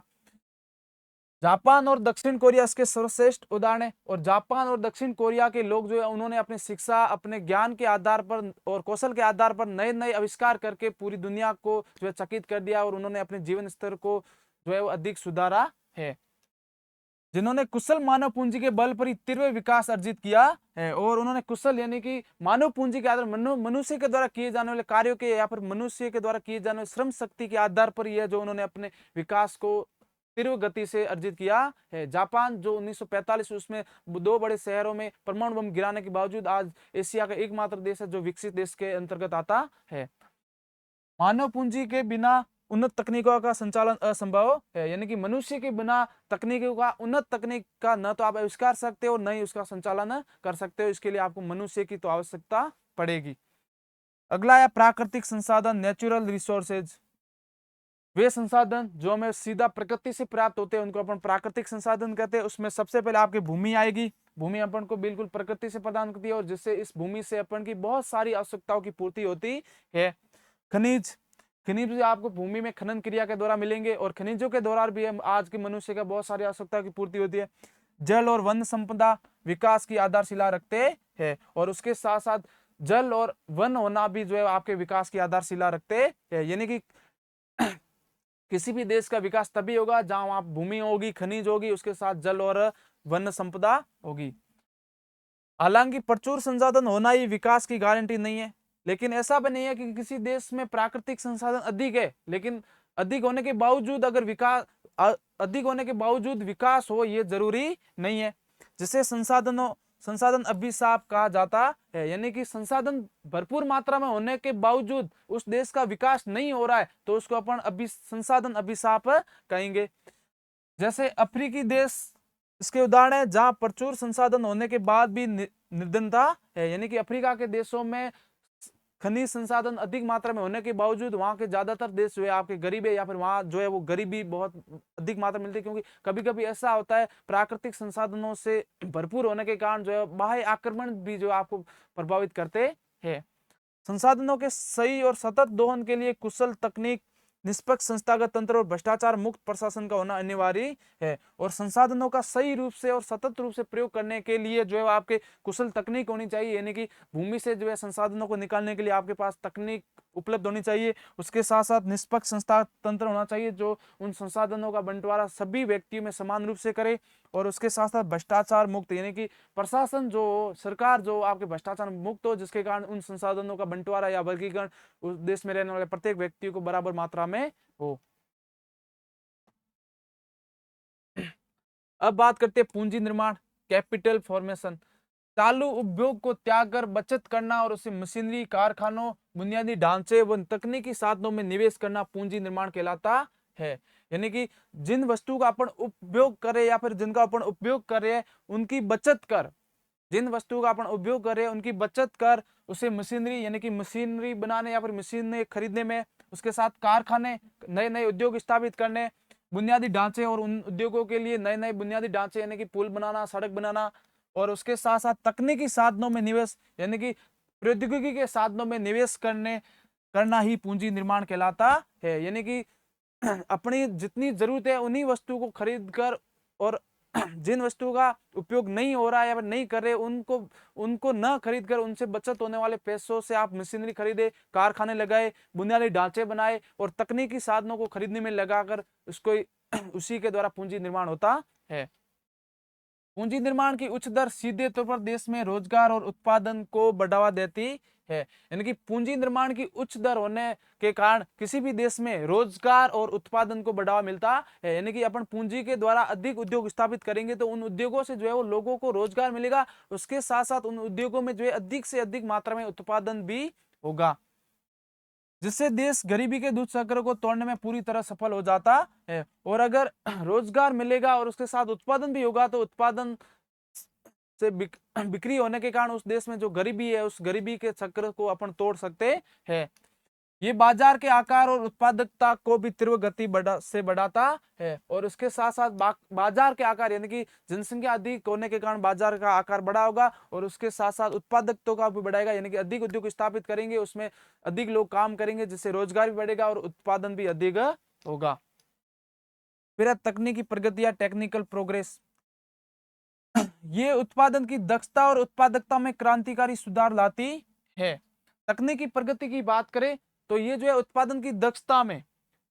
दक्षता और उत्पादकता में क्रांतिकारी, जिन वस्तु का अपन उत्पादन कर रहे हैं उसकी गुणवत्ता में वृद्धि करता। दक्षता का अर्थ होता है गुणवत्ता में वृद्धि करता, यानी कि उत्पादित होने वाली वस्तुओं की गुणवत्ता में वृद्धि करना, और उसके साथ साथ उत्पादकता यानी कि उत्पादन करने की जो क्षमता है उसमें भी वृद्धि करती है। उन्नत तकनीक के प्रयोग से कम संसाधनों में भी अधिक और गुणवत्तापूर्ण उत्पादन संभव हो जाता है। यानी कि आपकी तकनीकी या टेक्नोलॉजी अच्छी है तो उसके कारण अपने पास भले ही कम संसाधन हो तो उन कम संसाधनों के द्वारा भी अधिक मात्रा में उत्पादन कर सकते और गुणवत्ता युक्त यानी कि अच्छी क्वालिटी का उत्पादन कर सकते हैं अगर अपने पास अच्छी तकनीकी होगी तो। ये उद्योग में नवोन्मेष को गति देता है। और उसके साथ साथ नए नए इन्वेशन करने को भी जो है उद्योगों में गति देना, यानी कि नए नए तरीकों से किसी वस्तु को बनाने के तरीकों को भी जो है वो उत्पन्न करता है उन्नत तकनीकी। श्रम की सीमांत उत्पादकता को बढ़ाती है, और श्रम की सीमांत उत्पादकता को बढ़ाती है यानी कि किसी व्यक्ति के द्वारा किसी विशिष्ट वस्तु का उत्पादन किया जाता है, इसको अपन सीमांत उत्पादकता कहती है, और इसको जो है वो बढ़ाता है। वैश्विक स्तर पर देश के निर्यात सामर्थ्य को स्थापित करती है, और इसके साथ साथ उन्नत तकनीकी जो आपके वैश्विक स्तर यानी कि विश्व में दूसरे देश के साथ या फिर दूसरे देश को अपने यहाँ उत्पादित होने वाली वस्तुओं को बेचना, निर्यात का अर्थ होता है अपने यहाँ की वस्तु को जो दूसरे देश में बेचना, जो निर्यात है, तो निर्यात के रूप में भी सामर्थ्य बनाने यानी कि अपनी वस्तुएं अपन दूसरे देशों को बाहर बेच रहे हैं, जो वर्तमान युग में अत्यंत महत्वपूर्ण है। और जो है दूसरे देशों में अपनी वस्तुएं बेचेंगे, जिसके कारण अपन को विदेशी पूंजी आएगी, जिसके कारण अपना जो देश है वो अधिक विकसित होगा। तो ये जो है उन्नत तकनीकी कारण ही संभव हो पाया, और जो ये निर्यात बहुत ही इंपॉर्टेंट है। अगला प्रश्न है, नेक्स्ट प्रश्न है, विकासशील देशों की प्रमुख विशेषताओं का वर्णन करते हुए गरीबी, बेरोजगारी, आय असमानता एवं जनसंख्या वृद्धि की समस्याओं तथा उनके समाधान का विश्लेषण कीजिए। यानी कि विकासशील देशों की प्रमुख, विकासशील देशों की बात करें तो वे देश जो है वो अपनी आवश्यकता की पूर्ति जो है अपने देश के अंतर्गत जो संसाधन उपलब्ध है उनके द्वारा नहीं कर सकते, या फिर इनका जो दूसरे देशों पर निर्भरता बनी रहती है उसको अपन विकासशील देश मानेंगे। तो विकासशील देशों की प्रमुख विशेषता है, इन देशों में प्रति व्यक्ति आय निम्न होती है, और विकासशील देशों में एक तो क्या संसाधनों की कमी होती है, उसके साथ साथ जागरूकता की कमी होती है, शिक्षा की कमी होती है, अच्छी स्वास्थ्य सेवाओं की कमी होती है। इसके कारण वहां की जनसंख्या जो है आपकी बहुत तेज होती है, जिसके कारण जो है जनसंख्या बहुत अधिक होने के कारण वहां की जो प्रति व्यक्ति आय है वो भी क्या होगी, कम होगी। कृषि क्षेत्र में श्रम शक्ति की अत्यधिक निर्भरता होगी, यानी कि व्यक्ति जो काम कर रहा है वो आपके कृषि क्षेत्र पर अधिक निर्भर होगा, यानी कि एक ही परिवार में जितने भी सदस्य है वो वर्षा काल में या फिर कृषि के टाइम पर सिर्फ खेती पर निर्भर रहेंगे। ये भी कारण है कि प्रति व्यक्ति आय कम होगी। पूंजी निर्माण की धीमी दर होगी, लोग पढ़े लिखे नहीं होंगे, लोगों का स्वास्थ्य अच्छा नहीं होगा, औद्योगिक धंधे नहीं होंगे, पूंजी नहीं होगी, जिसके कारण वहां की उत्पादन क्षमता या फिर पूंजी निर्माण की दर भी जो है आपकी धीमी होगी।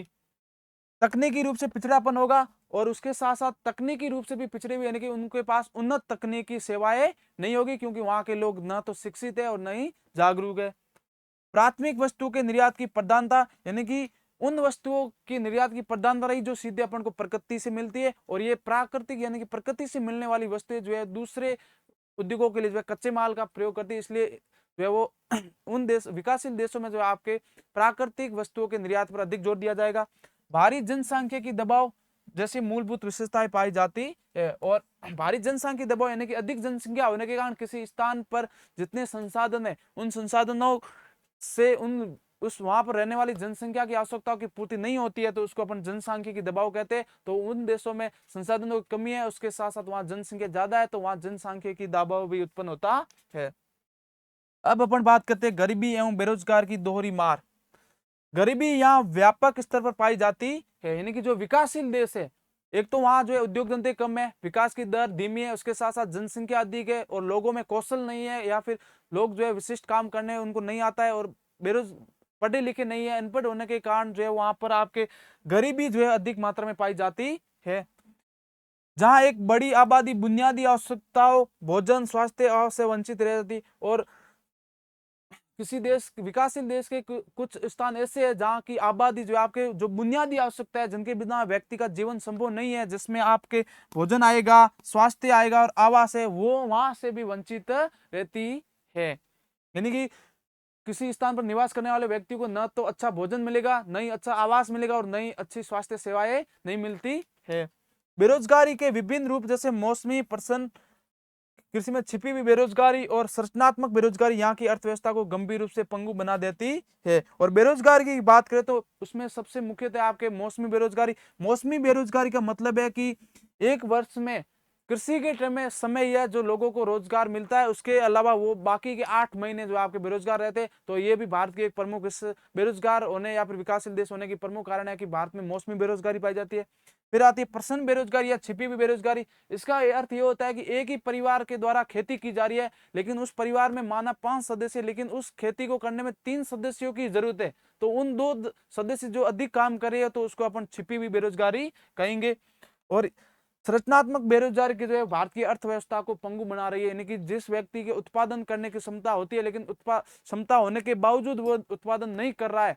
जिसके कारण जो है आपकी बेरोजगारी बढ़ती है, यानी कि भारत की अर्थव्यवस्था जो है वो कमजोर होती जा रही है, जिससे मानव श्रम का भारी अपव्यय होता है। और इसके कारण जो है मनुष्य काम कर रहा है लेकिन उस काम का जो सही उद्देश्य नहीं प्राप्त हो रहा है, वो जो है देश के विकास में कोई योगदान नहीं दे रहा है। जैसे छिपी बेरोजगारी या फिर जो प्रसन्न बेरोजगारी, उसमें 3 व्यक्तियों का किसी खेत में 3 व्यक्तियों द्वारा काम हो जाता है लेकिन 5 व्यक्तियों के द्वारा किया जा रहा है, तो उन 2 व्यक्तियों की जो है वो श्रम क्षमता का जो है देश के विकास में कोई योगदान नहीं है। विकासशील देशों में गरीबी केवल आय की कमी नहीं है, और विकासशील जो देश है वहां गरीबी का अर्थ ये नहीं कि वहां आय की कमी है, बल्कि बहुआयामी अवसरों की कमी है। उसके साथ साथ ऐसे बहुत से आयाम है जिनकी भी क्या है, कमी है। यहाँ स्वास्थ्य सेवाओं का अभाव है। भाई आय की कमी तो है, बेरोजगारी है, तो मतलब आय, आपके पास पैसे नहीं है तो सीधी बात है बेरोजगारी। लेकिन उसके साथ साथ बहुत सारे जैसे स्वास्थ्य सेवाओं का अभाव, यानी कि आपको अच्छा स्वास्थ्य नहीं मिल रहा है, जिसके कारण भी व्यक्ति में बेरोजगारी बढ़ती है, क्योंकि बीमार होने पर उसका स्वास्थ्य या फिर उसको इलाज नहीं होने के कारण व्यक्ति जो है दूसरे पर निर्भर होता है। तो बेरोजगारी का कारण ये भी एक महत्वपूर्ण कारक है कि सही सुविधा, स्वास्थ्य सुविधा नहीं मिलने के कारण व्यक्ति जो काम करने के योग्य नहीं रह जाता है। और निम्न स्तर की शिक्षा और उसके साथ साथ अच्छी शिक्षा न मिलने के कारण या निम्न स्तर की शिक्षा होने के कारण व्यक्ति में किसी विशिष्ट कौशल का अभाव होता है, निर्धनता के चक्रों को और मजबूत बनाते हैं। यानी कि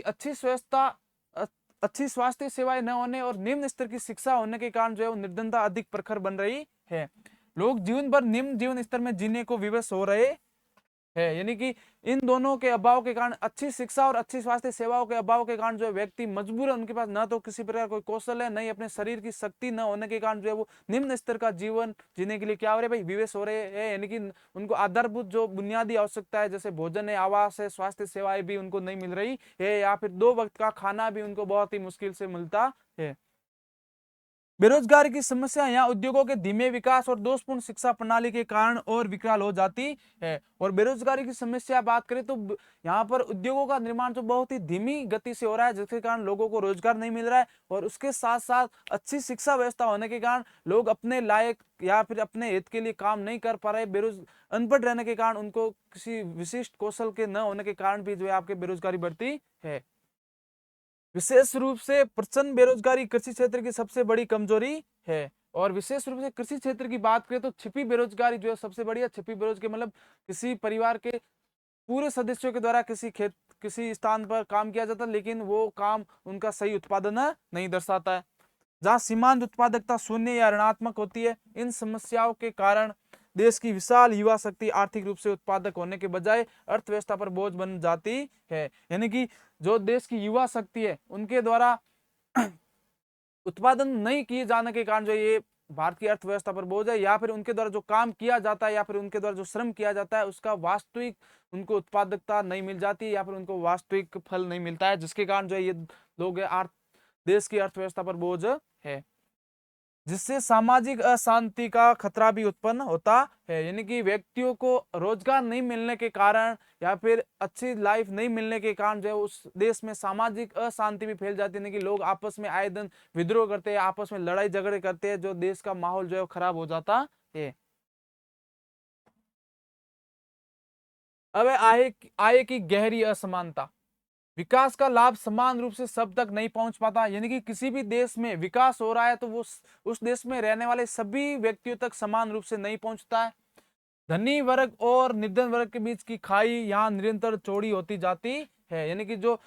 अमीर वर्ग है और गरीब वर्ग है उनके बीच में आय को लेकर जो असमानता बढ़ रही है वो हमेशा बढ़ती जा रही है। अमीर और अमीर होता जा रहा है और गरीब और गरीब होता जा रहा है। उसके साथ साथ अमीर वर्ग जो है संसाधनों का उपयोग कर जाता है, जबकि गरीबों को जो है संसाधनों का उपयोग करने के लिए नहीं मिलता है, जिससे सामाजिक असंतोष बढ़ता है। और अमीर अधिक अमीर और गरीब अधिक गरीब होने के कारण जो है उनमें सामाजिक रूप से असंतोष बढ़ जाता है, या फिर आपस में लोग जो है वो अमीर वर्ग और गरीब वर्ग आपस में एक दूसरे से ईर्ष्या कर करने लग जाते हैं। गरीबों को जो है अमीर पसंद नहीं होते और अमीरों को जो है गरीब पसंद नहीं होते, और संसाधनों पर कुछ ही कुलीन लोगों का एकाधिकार हो जाता है, और जिसके कारण जो है इस देश के संसाधनों पर कुछ ही कुलीन या कुछ ही अमीर लोगों का अधिकार हो जाता है, जिसके कारण पूरे संसाधनों का वही उपयोग करते हैं, उन बाकी के गरीब व्यक्तियों को संसाधनों का उपयोग करने के लिए बिल्कुल भी नहीं मिलता है। अगली अपन बात करते हैं विशेषता की करें, तीव्र जनसंख्या वृद्धि दर, यानी कि किसी भी विकासशील देश की एक विशेषता ये भी है कि वहां की जनसंख्या जो वृद्धि दर वो तीव्र है। चिकित्सा सुविधाओं के सुधरने से मृत्यु दर तो घटती है, यानी कि भारत की बात करें तो भारत में सन 1981 से पहले चिकित्सा स्वास्थ्य अच्छी नहीं होने के कारण जन्म लेने वालों से ज्यादा मृत्यु दर जो है ज्यादा थी। इसके कारण भारत की जनसंख्या एक समान दर से बढ़ रही थी, लेकिन 1981 के बाद में भारत में स्वास्थ्य सेवाओं में सुधार होने के कारण, मृत्यु दर कम होने के कारण अचानक जो है वो भारी जनसंख्या में भारी वृद्धि देखी गई, जिससे अपन जनसंख्या विस्फोट भी कह सकते हैं। यानी कि चिकित्सा स्वास्थ्य सुधरने या फिर स्वास्थ्य सेवाएं सुधरने से जो है आपकी मृत्यु दर कम हुई, जिसके कारण जनसंख्या वृद्धि दर जो है अधिक हुई। परंतु अशिक्षा और रूढ़िवादिता के कारण जन्म दर उच्च बनी रहती है। मृत्यु दर तो कम हुई, लेकिन व्यक्ति जागरूक नहीं होने के कारण या अशिक्षित होने के कारण और रूढ़िवादिता के कारण जो है वो जन्म दर जो है अधिक रही, जिसके कारण जनसंख्या में वृद्धि अधिक हुई, जिसमें जनसंख्या में तीव्र विस्फोट होता है, और जिसके कारण अचानक जो है वो जनसंख्या में अधिक वृद्धि हुई, जिस इससे कल्याणकारी योजनाओं पर भारी जनसांख्यिकीय दबाव पड़ता है, और इसके द्वारा जो उनके कल्याण के लिए योजनाएं चलाई जा गई थी उनमें जो है भारी जनसांख्यिकीय दबाव पड़ा, क्योंकि अधिक मात्रा में जनसंख्या बढ़ने के कारण उन जनसंख्या की पूर्ति के लिए अपने पास पर्याप्त या फिर विकासशील देशों के पास पर्याप्त संसाधन नहीं होते, जिससे वो उनको बेहतर जीवन दे सके। अब अपन बात करते हैं विकासशील देशों की समस्याओं के समाधान की। समावेशी आर्थिक नीतियों का निर्माण किया जाए, यानी कि समावेशी आर्थिक नीतियों का यानी कि सभी व्यक्तियों को समान रूप से आय या फिर आर्थिक रूप से समृद्ध बनाने के लिए जो नीतियां बनाई जाए, सभी व्यक्तियों को, गरीब और अमीर दोनों के लिए समान रूप से जो नीतियां बनाई जाए। लघु मध्यम और कुटीर उद्योगों को भारी प्रोत्साहन किया जाए, और जो लघु और मध्यम यानी कि छोटे उद्योग है उनको जो आपके प्रोत्साहन किया जाए, ताकि निचले वर्ग के लोग भी आगे बढ़ सके। रोजगार परक और व्यवहारिक शिक्षा का विस्तार किया जाए, और देश में जो है आपके व्यवहारिक ज्ञान प्रदान करने वाली और उसके साथ रोजगार देने वाली शिक्षा का विस्तार किया जाए। प्रगतिशील कराधान प्रणाली, भूमि सुधार और प्रभावी परिवार नियोजन कार्यक्रमों का संचालन किया जाना अनिवार्य है, यानी कि प्रगति करने वाले सिस्टम को अपनाया जाए, और उसके साथ प्रभावी परिवार नियोजन यानी कि जनसंख्या वृद्धि को रोकने के लिए जो आपके परिवार नियोजन यानी कि परिवार नियोजन कार्यक्रम किए जाए, और लोगों को जागरूक किया जाए कि जनसंख्या वृद्धि दर कम करे या फिर बच्चों का उत्पादन कम करे। और इस प्रकार के कार्यों का जो है संचालन करना, ये काम जो है सरकार के द्वारा समय समय पर किया जाना चाहिए, जिससे लोगों को जागरूक किया जाए और जनसंख्या वृद्धि दर पर नियंत्रण किया जाए।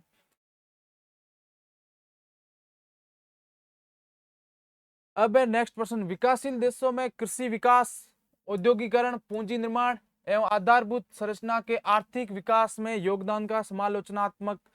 परीक्षण कीजिए, यानी कि विकासशील देशों में जो आपके कृषि विकास का क्या योगदान है, उसके साथ औद्योगिकरण, पूंजी निर्माण और आधारभूत संरचनाओं के द्वारा क्या भूमिका निभाते हैं एक विकासशील देश में।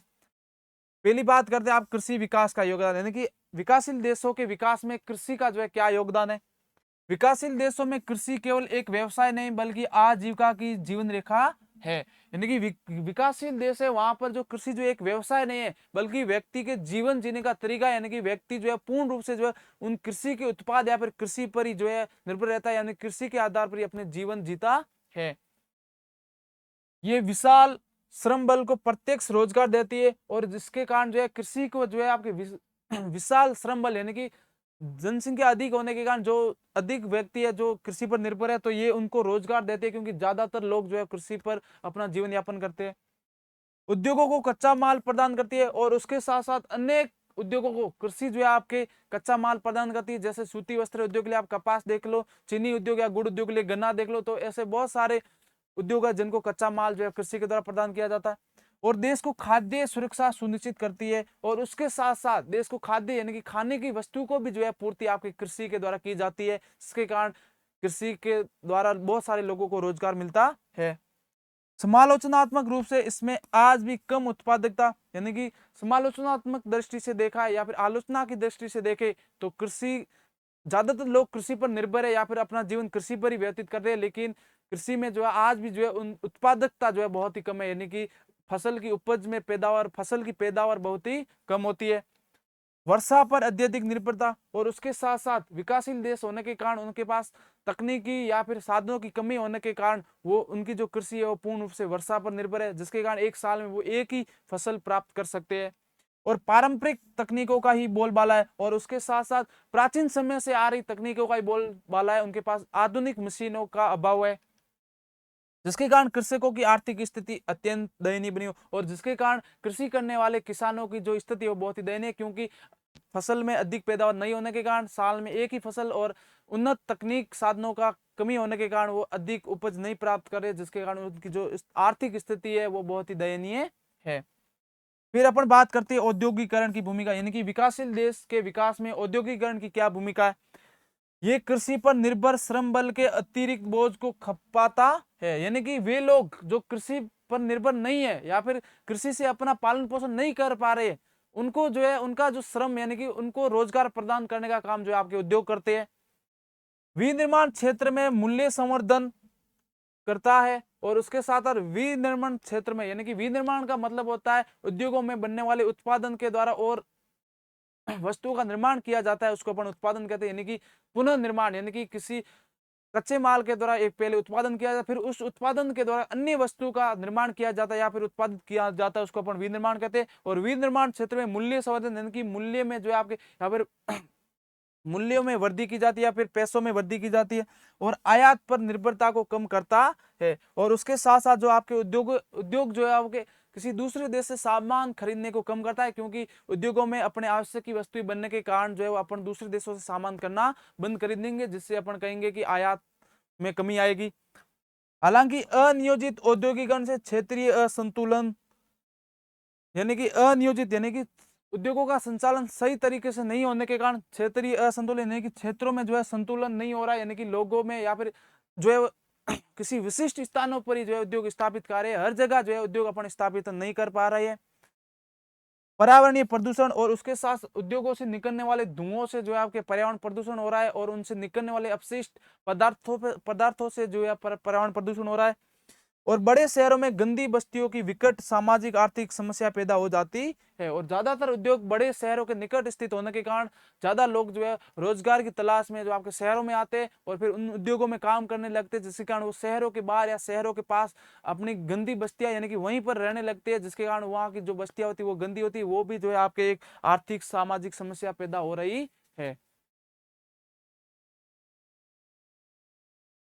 फिर अपन बात करते हैं पूंजी निर्माण का महत्व, यानी कि विकासशील देश के आर्थिक विकास में पूंजी निर्माण का क्या महत्व, यानी कि अपन जो पैसों का निर्माण करते हैं, कारखाने लगाकर उद्योग लगाकर मशीनों का निर्माण करना, उसका क्या योगदान है। ये आर्थिक विकास की गति को कई गुना बढ़ा देता है, यानी कि जो पूंजी का निर्माण करे, पूंजी का निर्माण का अर्थ है कि अपन मशीनों का उपयोग करेंगे, उन्नत तकनीक का उपयोग करेंगे, उद्योगों का निर्माण करेंगे जिससे उत्पादन अधिक होगा, तो ये जो है आपके विकास की दर को बढ़ा देता है। पूंजी निर्माण जो है आपके विकास की दर को बढ़ा देता है। इसके बिना नई परियोजनाएं,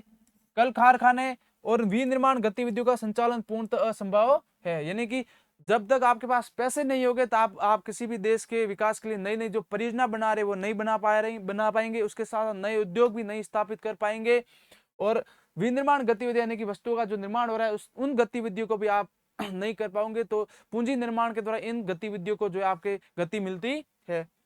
निम्न बचत दर और निवेश की कमी ही इन देशों के आर्थिक पिछड़ेपन का मुख्य कारण है, यानी कि विकासशील देशों में आपकी जो बचत की दर है वो कम होने के कारण और निवेश की दर यानी कि किसी उद्योग में पैसे लगाने की जो आपकी दर है वो कम होने के कारण ही जो है आपका आर्थिक रूप से पिछड़े हुए होने का प्रमुख कारण है, या फिर विकासशील देश होने का यही कारण है कि वहां की जो बचत दर है वो निम्न है और इसके साथ साथ निवेश करने की क्षमता भी कम है, जिसे दूर करने के लिए विदेशी प्रत्यक्ष निवेश एफडीआई की सहायता भी ली जाती है। और इस आर्थिक पिछड़ेपन को दूर करने के लिए जो आपके विदेशों से जो है आपके विदेशी लोन या फिर विदेशी निवेश भी लिया जाता, प्रत्येक रूप से जो है विदेशों से निवेश भी लिया जाता है, जिससे आर्थिक पिछड़ेपन को दूर किया जाए। अगला जो कारक है वो आधारभूत संरचना का महत्व, यानी कि विकासशील देशों के विकास में आधारभूत संरचना, यानी कि वहां की जो सार्वजनिक स्थल है, सड़क है, पुल है, या फिर रेलवे है, या फिर वायुयान है, या की जो परिवहन का साधन है, वो वहां की स्थिति कैसी है, वो भी जो है आपके विकासशील देशों के विकास में महत्वपूर्ण भूमिका निभाते हैं। जिसमें आपकी बिजली की बात करें, यानी कि वहां सभी लोगों को बिजली मिल रही है या नहीं, उस देश में बिजली का उत्पादन हो रहा है या नहीं, सड़कें कैसी है, उत्तम सड़कें है या नहीं, सभी स्थानों तक सड़कें पहुंचती है या नहीं, परिवहन परिवहन के साधन कैसे, यानी कि आधा वस्तुओं का एक स्थान से दूसरे स्थान पर वस्तु के आदान प्रदान करने के जो साधन है उसको अपन परिवहन कहते हैं। संचार व्यवस्था कैसी है, पेयजल और बंदरगाह किसी भी अर्थव्यवस्था के मजबूत संवहनीय अंग होते हैं, यानी कि कोई भी देश तभी विकसित होगा जब वहां बिजली की व्यवस्था अच्छी होगी, उसके साथ साथ सड़क के अच्छी होगी, परिवहन के साधन उत्कृष्ट होंगे, संचार की व्यवस्था जो है बेहतरीन होगी, और उसके साथ साथ समुद्री बंदरगाह होंगे, वो देश तभी विकसित होगा। मजबूत बुनियादी ढांचा घरेलू और विदेशी निवेश को आकर्षित करता है, यानी कि अगर मान लो अपन को किसी स्थान पर उद्योग स्थापित करना है, तो उद्योग स्थापित करने के लिए जो महत्वपूर्ण कारक आवश्यक है, जैसे बिजली की आवश्यकता है, सड़क की आवश्यकता है, परिवहन की आवश्यकता है, जल की आवश्यकता है, तो ये अगर अच्छे होंगे तो कोई भी घरेलू और बाहरी विदेशी जो है आपके वहां निवेश करने के लिए आकर्षित होगा, या फिर अपना उद्योग स्थापित करने के लिए आकर्षित होगा, तो उद्योग आकर्षित स्थापित करेगा तो वहां रोजगार अपने आप मिलेगा, तथा व्यापारिक और परिवहन लागतों को कम करता है। और आपके बंदरगाहों की व्यवस्था अच्छी है, सड़कें अच्छी है, परिवहन के साधन अच्छे हैं, तो आपके जो व्यापार में होने वाला, व्यापार और परिवहन में जो एक स्थान से दूसरे स्थान पर वस्तुओं के आदान प्रदान में होने वाला जो खर्च है या जो लागत है वो भी आपके कम होगा। अब अपन बात करते हैं इनका समालोचनात्मक निष्कर्ष। इन चारों क्षेत्रों के बीच गहरा अंतर संबंध है, यानी अपन ने जो कारक पढ़े उनके आपस में क्या है, गहरा अंतर संबंध है। केवल एक क्षेत्र का विकास अधूरा रहेगा, यानी कि एक क्षेत्र का विकास होने के बावजूद जो है वो आपका देश विकसित नहीं होगा। जब तक सरकारें बुनियादी ढांचे में सार्वजनिक निवेश नहीं बढ़ाती और कृषि का आधुनिकीकरण नहीं करती, तब तक संतुलित विकास संभव नहीं है, यानी कि जब तक सरकार के द्वारा सार्वजनिक स्थान या फिर उन सार्वजनिक रूप से बनाए गए जो बुनियादी ढांचे हैं, जैसे सरकारी स्कूल है, सरकारी हॉस्पिटल है, या फिर सरकार को बनाई गई सड़कें है, पुल है, रेलवे लाइन है, वायुयान है, उनमें निवेश नहीं बढ़ाएगी या फिर उनका निर्माण नहीं करेगी, और उसके साथ साथ कृषि में आधुनिकीकरण नहीं होगा, तब तक जो है आपके संतुलित विकास संभव नहीं है। संतुलित विकास का मतलब प्रत्येक सेक्टर में समान रूप से निवेश करना, यानी कि जब तक अपन इन सभी सेक्टरों में बराबर से निवेश नहीं करेंगे तब तक संतुलित विकास नहीं होगा। और ये जो है आपके विकासशील देशों की बहुत बड़ी समस्या है कि संतुलित विकास नहीं होने के कारण या फिर सभी क्षेत्रों में बराबर निवेश नहीं करने के कारण जो है आपके विकासशील देश पिछड़ा हुआ है और पिछड़े हुए होते हैं। अगला प्रश्न है, रोस्टो के आर्थिक विकास के चरणों की व्याख्या करते हुए संतुलित विकास एवं असंतुलित विकास सिद्धांत का तुलनात्मक अध्ययन कीजिए तथा उनकी प्रासंगिकता स्पष्ट कीजिए, यानी कि रोस्टो के आर्थिक विकास के चरणों की व्याख्या करनी, उसके साथ असंतुलित विकास और संतुलित विकास के सिद्धांत को भी स्पष्ट करना है। अब ध्यान दो, डब्ल्यू रोस्टो ने किसी भी देश के विकास के इतिहास को 5 स्पष्ट चरणों में विभाजित किया है, और रोस्टो के अनुसार किसी भी देश के विकास के लिए जो मुख्यतः 5 चरण इंपॉर्टेंट है। पहले चरण की बात करें तो आपके पारंपरिक समाज, ट्रेडिशनल सोसाइटी, यानी कि प्राचीन समय से चले आ रहे समाज की जो है आपके बहुत ही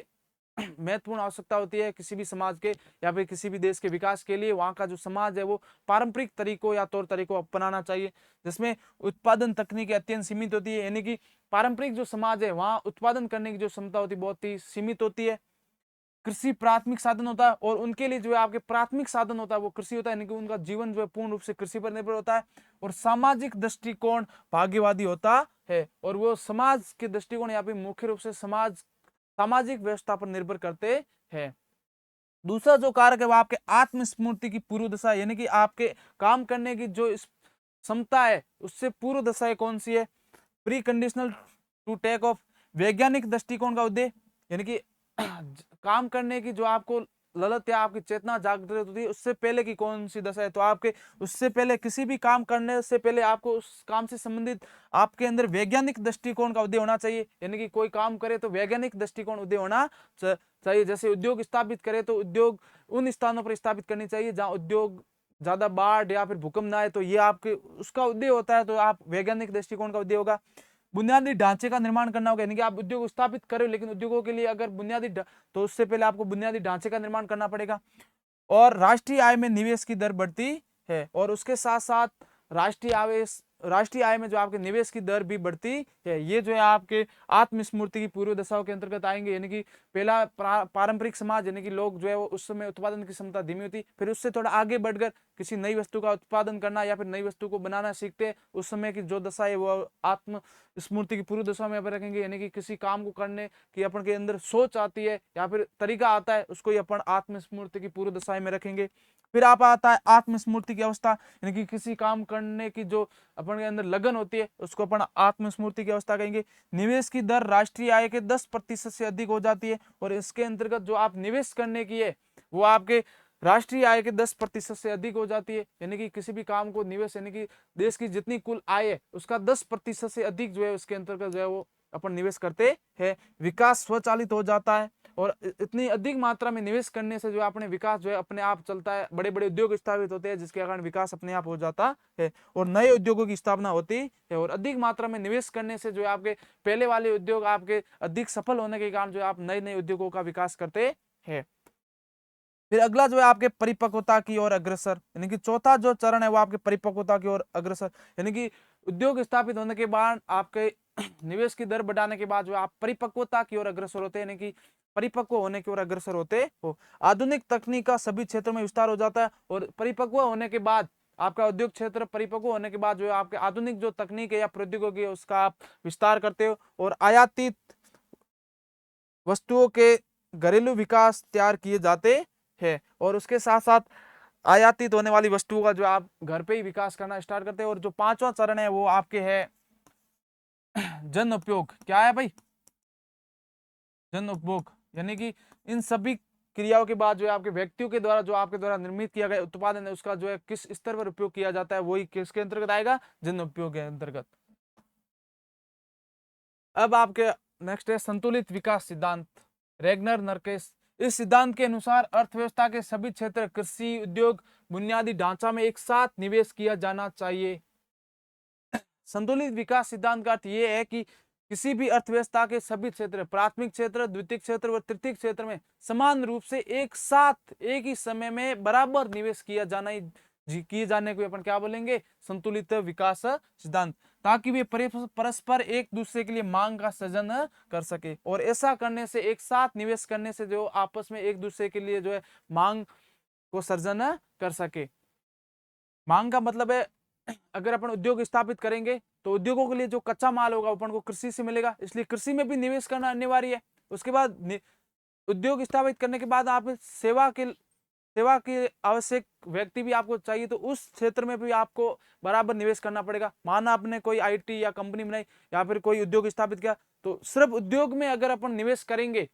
तो उद्योग के लिए जो कच्चा माल है वो अपन को कृषि से मिलता है। अगर कृषि में निवेश करेंगे नहीं करेंगे तो वो कच्चा माल मिलेगा नहीं, जिससे अपना उद्योग सफल नहीं होगा। उसके बाद अपने कृषि और उद्योग में निवेश कर दिया, लेकिन उद्योग में काम करने वाले कुशल श्रमिकों की अगर कमी है और अपन ने सेवा क्षेत्र में अगर इन्वेस्ट नहीं किया है तो वो कौशल नहीं मिलेगा, जिसके कारण उद्योग में वस्तु का उत्पादन नहीं हुआ। इसलिए संतुलित विकास सिद्धांत ये कहता है कि सभी क्षेत्रों में, प्राथमिक क्षेत्र है, द्वितीय क्षेत्र या तृतीय क्षेत्र में बराबर जो है निवेश किया जाए एक ही समय में, ताकि जो है विकास बना रहे,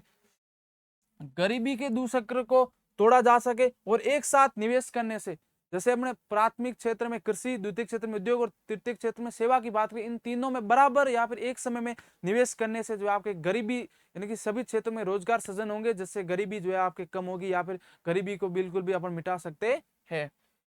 इसके लिए विशाल पूंजी की आवश्यकता थी, जो विकासशील देशों में दुर्लभ है। और ऐसा करने से एक साथ सभी क्षेत्रों में निवेश करने के लिए आपको एक अधिक पूंजी की आवश्यकता होती, और ये जो है आपके विकासशील देशों में दुर्लभ, यानी कि इसकी कमी है, यानी कि एक विकासशील देशों में पूंजी की कमी होने के कारण आप एक ही समय में जो है तीनों क्षेत्रों में बराबर निवेश नहीं कर सकते। संतुलित विकास सिद्धांत का अर्थ ये है कि सभी क्षेत्र, जैसे कृषि क्षेत्र, उद्योग क्षेत्र और सेवा क्षेत्र में आप एक ही समय में समान निवेश करें। अगर ऐसा नहीं करते हो तो आपको जो उत्पादन का स्तर है वो गिर जाएगा।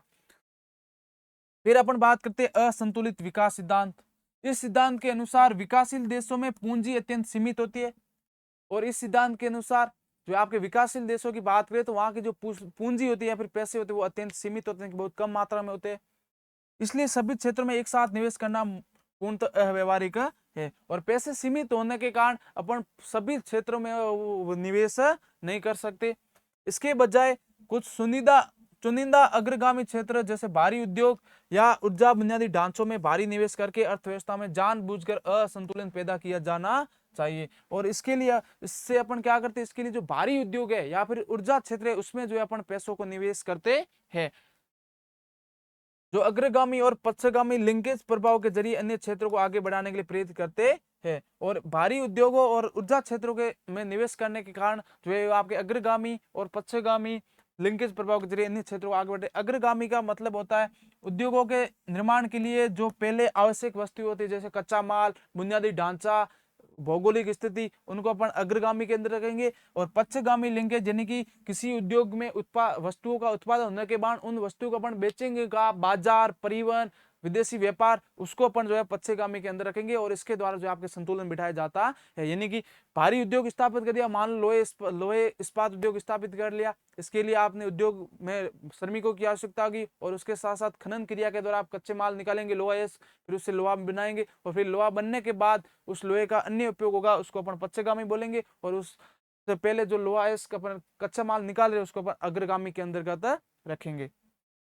फिर अपन बात करते हैं प्रासंगिकता। वर्तमान में सीमित संसाधनों वाले विकासशील देशों के लिए असंतुलित विकास सिद्धांत ही अधिक व्यवहारिक और उपयोगी सिद्ध हुआ है। यानी कि वर्तमान समय की बात करें तो जिन देशों में संसाधन सीमित है उन देशों में जो है आपके असंतुलित विकास सिद्धांत अधिक व्यवहारिक और उपयोगी साबित हुआ है। यानी कि कुछ उद्योगों को आप स्थापित करके लोगों को रोजगार प्रदान करके देश की अर्थव्यवस्था को चलाने का प्रयास करते हो, जैसे भारी उद्योगों की बात करें या फिर ऊर्जा क्षेत्रों की बात करें।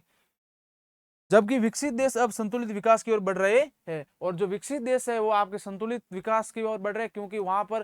पूंजी अधिक होने के कारण वो एक ही समय में समान रूप से वो सभी क्षेत्रों में निवेश कर रहे हैं। अगला प्रश्न है,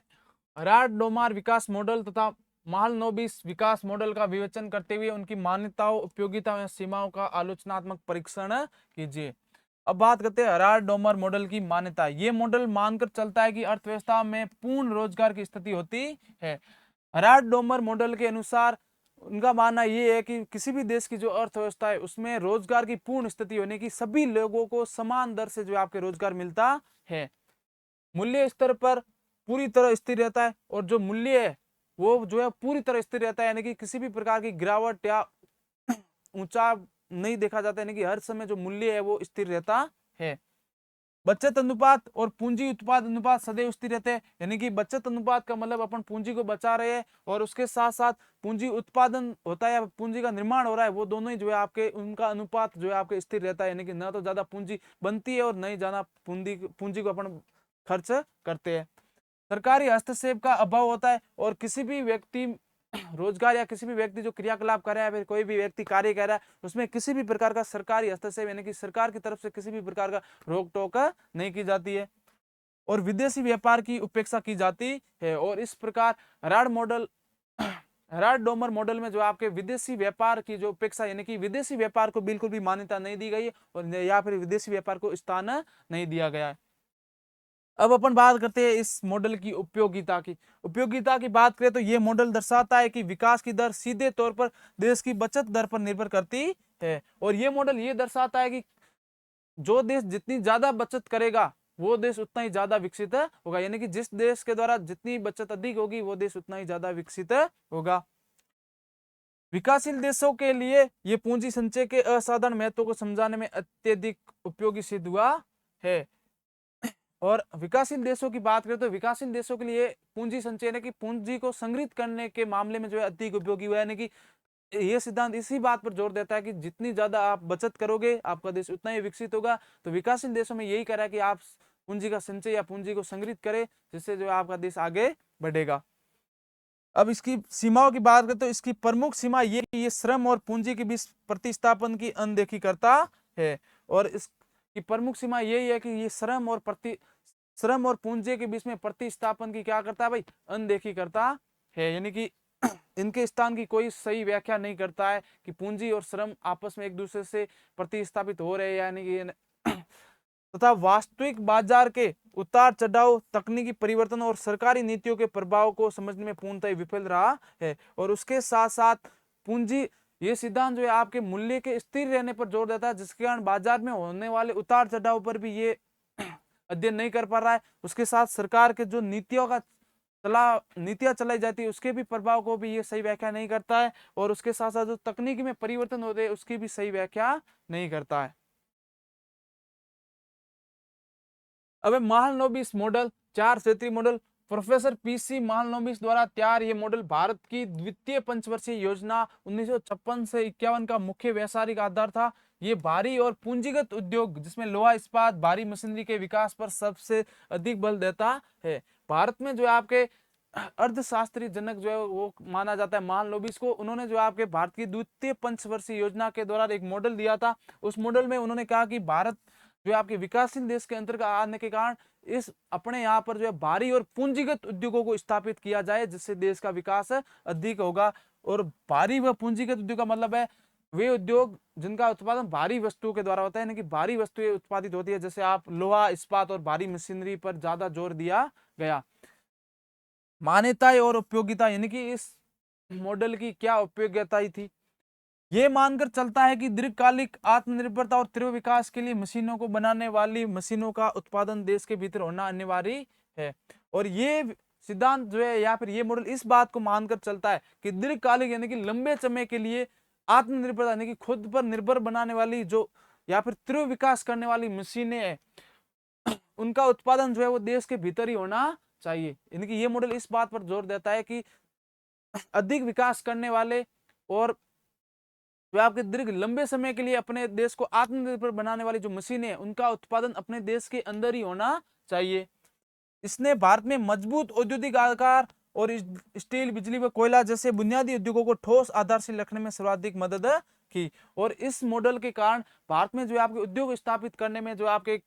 मजबूत आधार प्रदान हुआ, जिसके कारण अपन स्टील के उद्योग स्थापित कर पाए, उसके साथ साथ बिजली और कोयला के भी उद्योग स्थापित कर पाए। और इससे बुनियादी उद्योगों की ठोस को आधारशिला रखने में सर्वाधिक उपयोगी साबित हुआ। यानी कि बड़े तौर पर जो मोटे तौर पर भारी वस्तुओं के जो उद्योग थे या फिर बड़े बड़े उद्योग थे उनको स्थापित करने में इस मॉडल ने महत्वपूर्ण भूमिका निभाई। सीमाओं की बात करें, इस मॉडल ने कृषि, दैनिक उपभोक्ता वस्तुओं और रोजगार देने वाले लघु उद्योगों की भारी उपेक्षा की। यानी कि इसकी सीमाओं की बात करें तो इस उद्योगों के अंतर्गत भारी उद्योगों का निर्माण के कारण जो कृषि क्षेत्र थे उनकी इन्होंने उपेक्षा की, यानी कृषि पर इन्होंने कम जोर दिया। उसके साथ साथ दैनिक उपभोक्ता वस्तुओं यानी कि अपने दैनिक रूप से काम आने वाली जो वस्तुएं उनके उत्पादन पर भी कम जोर दिया। और जो लघु या छोटे स्तर के जो उद्योग थे उनकी भी इन्होंने अवहेलना की, जिससे देश में गंभीर मुद्रास्फीति और इस कारण जो है देश में मुद्रास्फीति यानी कि मुद्रा का मूल्य जो है गिर गया। खाद्यान्न संकट आ गए, यानी कि कृषि पर कम जोर देने के कारण, कृषि अधिक नहीं होने के कारण जो है आपके खाद्य भारत में खाद्यान्नों की कमी आ गई और उससे विदेशी मुद्रा का विकट संकट पैदा हो गया। और उसके साथ साथ अपन वस्तु का निर्यात बाहर नहीं होने के कारण अपने देश में जो है विदेशी मुद्रा की भी जो आपकी कमी हो गई। नेक्स्ट प्रश्न है, वैश्वीकरण, उदारीकरण एवं निजीकरण की अवधारणाओं को स्पष्ट करते हुए विकासशील देशों की अर्थव्यवस्थाओं पर इनके सकारात्मक एवं नकारात्मक प्रभाव का विश्लेषण कीजिए। अब अपन बात करते हैं एलपीजी नीति का। एलपीजी का मतलब है लिबरलाइजेशन, प्राइवेटाइजेशन एंड ग्लोबलाइजेशन। यानी कि 1991 में प्रधानमंत्री नरसिम्हा राव और विदेश मंत्री या फिर वित्त मंत्री मनमोहन सिंह के द्वारा एक नई नीति का आविष्कार किया गया, नई नीति लाई गई जिसका नाम था एलपीजी। इसके तहत ये किया गया कि पहले भारत में जो 1991 से पहले भारत में जो आपके विदेशी कंपनियों का व्यापार करना है, विदेशी कंपनियों का उद्योग या फिर कोई कंपनी अपने भारत में स्थापित करने पर रोक थी या फिर उसके लिए लंबे कागजी कार्य करवाने पड़ते थे, जिसके कारण बाहरी लोग जो है अपने भारत में व्यापार करने या फिर निवेश करने के लिए नहीं आते थे। इसलिए जो है आप नई नीति लाई गई जिसका नाम था उदारीकरण। पहला था लिबरलाइजेशन, यानी कि इसके लिए ये कहा गया कि जो भारत में निवेश करना चाहते बाहरी कंपनियां या फिर बाहरी जो लोग हैं वो अगर भारत में निवेश करना चाहते तो उनके लिए जो आपके कागजी कार्रवाई है या फिर प्रशासन की तरफ से पूरा सपोर्ट किया जाएगा और आपको बिल्कुल ही कम कागजी कार्रवाई के द्वारा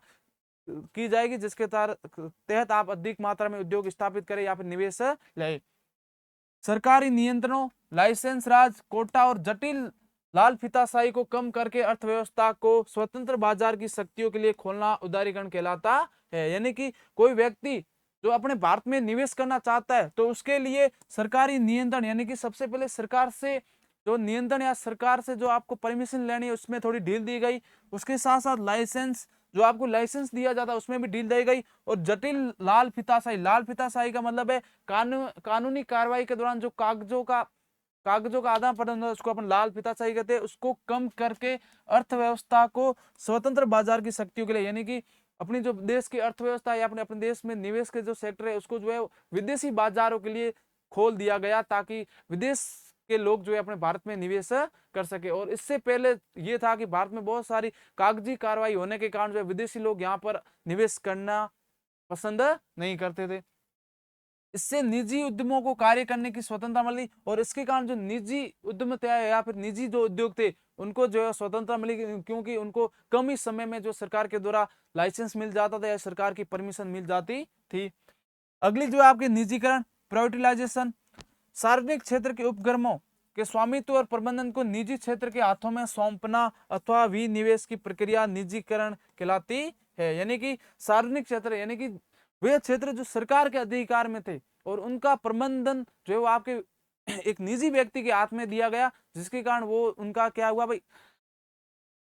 इससे व्यवसायिक दक्षता में सुधार हुआ। यानी कि निजीकरण का अर्थ यह है कि कोई भी सरकारी तंत्र है, जैसे अपन बात करते हैं रेलवे की, तो रेलवे को जो है वो किसी निजी व्यक्ति के हाथ में दिया जाएगा तो उसका जो है वो निजीकरण होगा। इससे क्या होगा, उसकी दक्षता में सुधार आया। एग्जाम्पल के तौर पर आप समझिए, अगर अपन बात करते हैं ट्रेन की, ट्रेन एक सरकारी तंत्र के अंतर्गत आता है, तो ट्रेन में जो आपने देखा होगा जनरल डिब्बे में कभी भी ज्यादातर लोग जो आपके टिकट नहीं लेते, जो टीसी होता है वो आपके जो रिजर्वेशन की हुई डिब्बे में ही चेकिंग करने आता है, उसी को अगर अपन निजीकरण के तहत निजी व्यक्ति को सौंप देगा तो वो क्या करेगा, उस टीसी की जगह 8 या 10 कर्मचारियों का जो है आपकी नियुक्ति देगा, जिसके कारण वो पूरी ट्रेन में जाकर टिकट चेक करेंगे, जिसके कारण जो है वो रेलवे जो घाटे में चल रही है वो फिर मुनाफे में आ जाएगी। तो जो सरकारी तंत्र या जो सरकारी निजी कंपनियां थी, सरकारी जो कंपनियां थी या सरकारी जो उपक्रम थे वो घाटे में चल रहे थे, तो उनको फायदे में लाने के लिए जो है उनको जो है निजी लोगों को सौंपे गए, तो जिससे जो है वो उनके काम करने की क्षमता या फिर उनकी दक्षता में क्या हुआ भाई, सुधार हुआ। इसको अपन ने निजीकरण बोला है। अब अपन बात करते हैं वैश्वीकरण या ग्लोबलाइजेशन। घरेलू अर्थव्यवस्था को वैश्विक अर्थ के साथ पूरी तरह एकीकृत करना। वैश्वीकरण का यह अर्थ यह है कि विश्व के सभी देशों को आपस में एक दूसरे से जोड़ना, वो चाहे व्यापार की दृष्टि से हो, संस्कृति की दृष्टि से हो, राजनीतिक दृष्टि से हो, किसी भी तरीके से दो देश आपस में अगर जुड़ते हैं या फिर दो देशों में किसी भी वस्तु का आदान प्रदान, संस्कृति का आदान प्रदान, विचारों का आदान प्रदान होता है, तो उसको अपन वैश्वीकरण कहते हैं।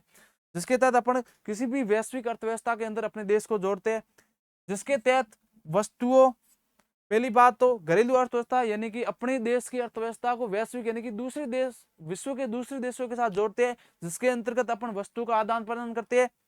सेवाओं का आदान प्रदान करते हैं, और उसके साथ आप पूंजी और श्रम का भी निर्बाध अंतरराष्ट्रीय प्रवाह सुनिश्चित किया जाता है, और उसके साथ पूंजी और श्रम का भी जो है अपन आदान प्रदान करते हैं। तो 1991 में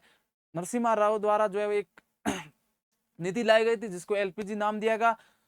लिबरलाइजेशन, प्राइवेटाइजेशन एंड ग्लोबलाइजेशन, जिसके कारण देश की आर्थिक स्थिति में सुधार है। और उसके बाद भारत ने जो है आपके विकास के स्तर में थोड़ी सी वृद्धि की। और एक समय ऐसा था कि एलपीजी से पहले भारत की जो है स्थिति बहुत ही दयनीय हो गई थी, इसलिए भारत में जो है वो थोड़े से संस्थागत सुधार किए गए। उसके बाद इन नीति के लागू होने के बाद भारत ने थोड़ी सी विकास की गति को तीव्र गति से पकड़ा है।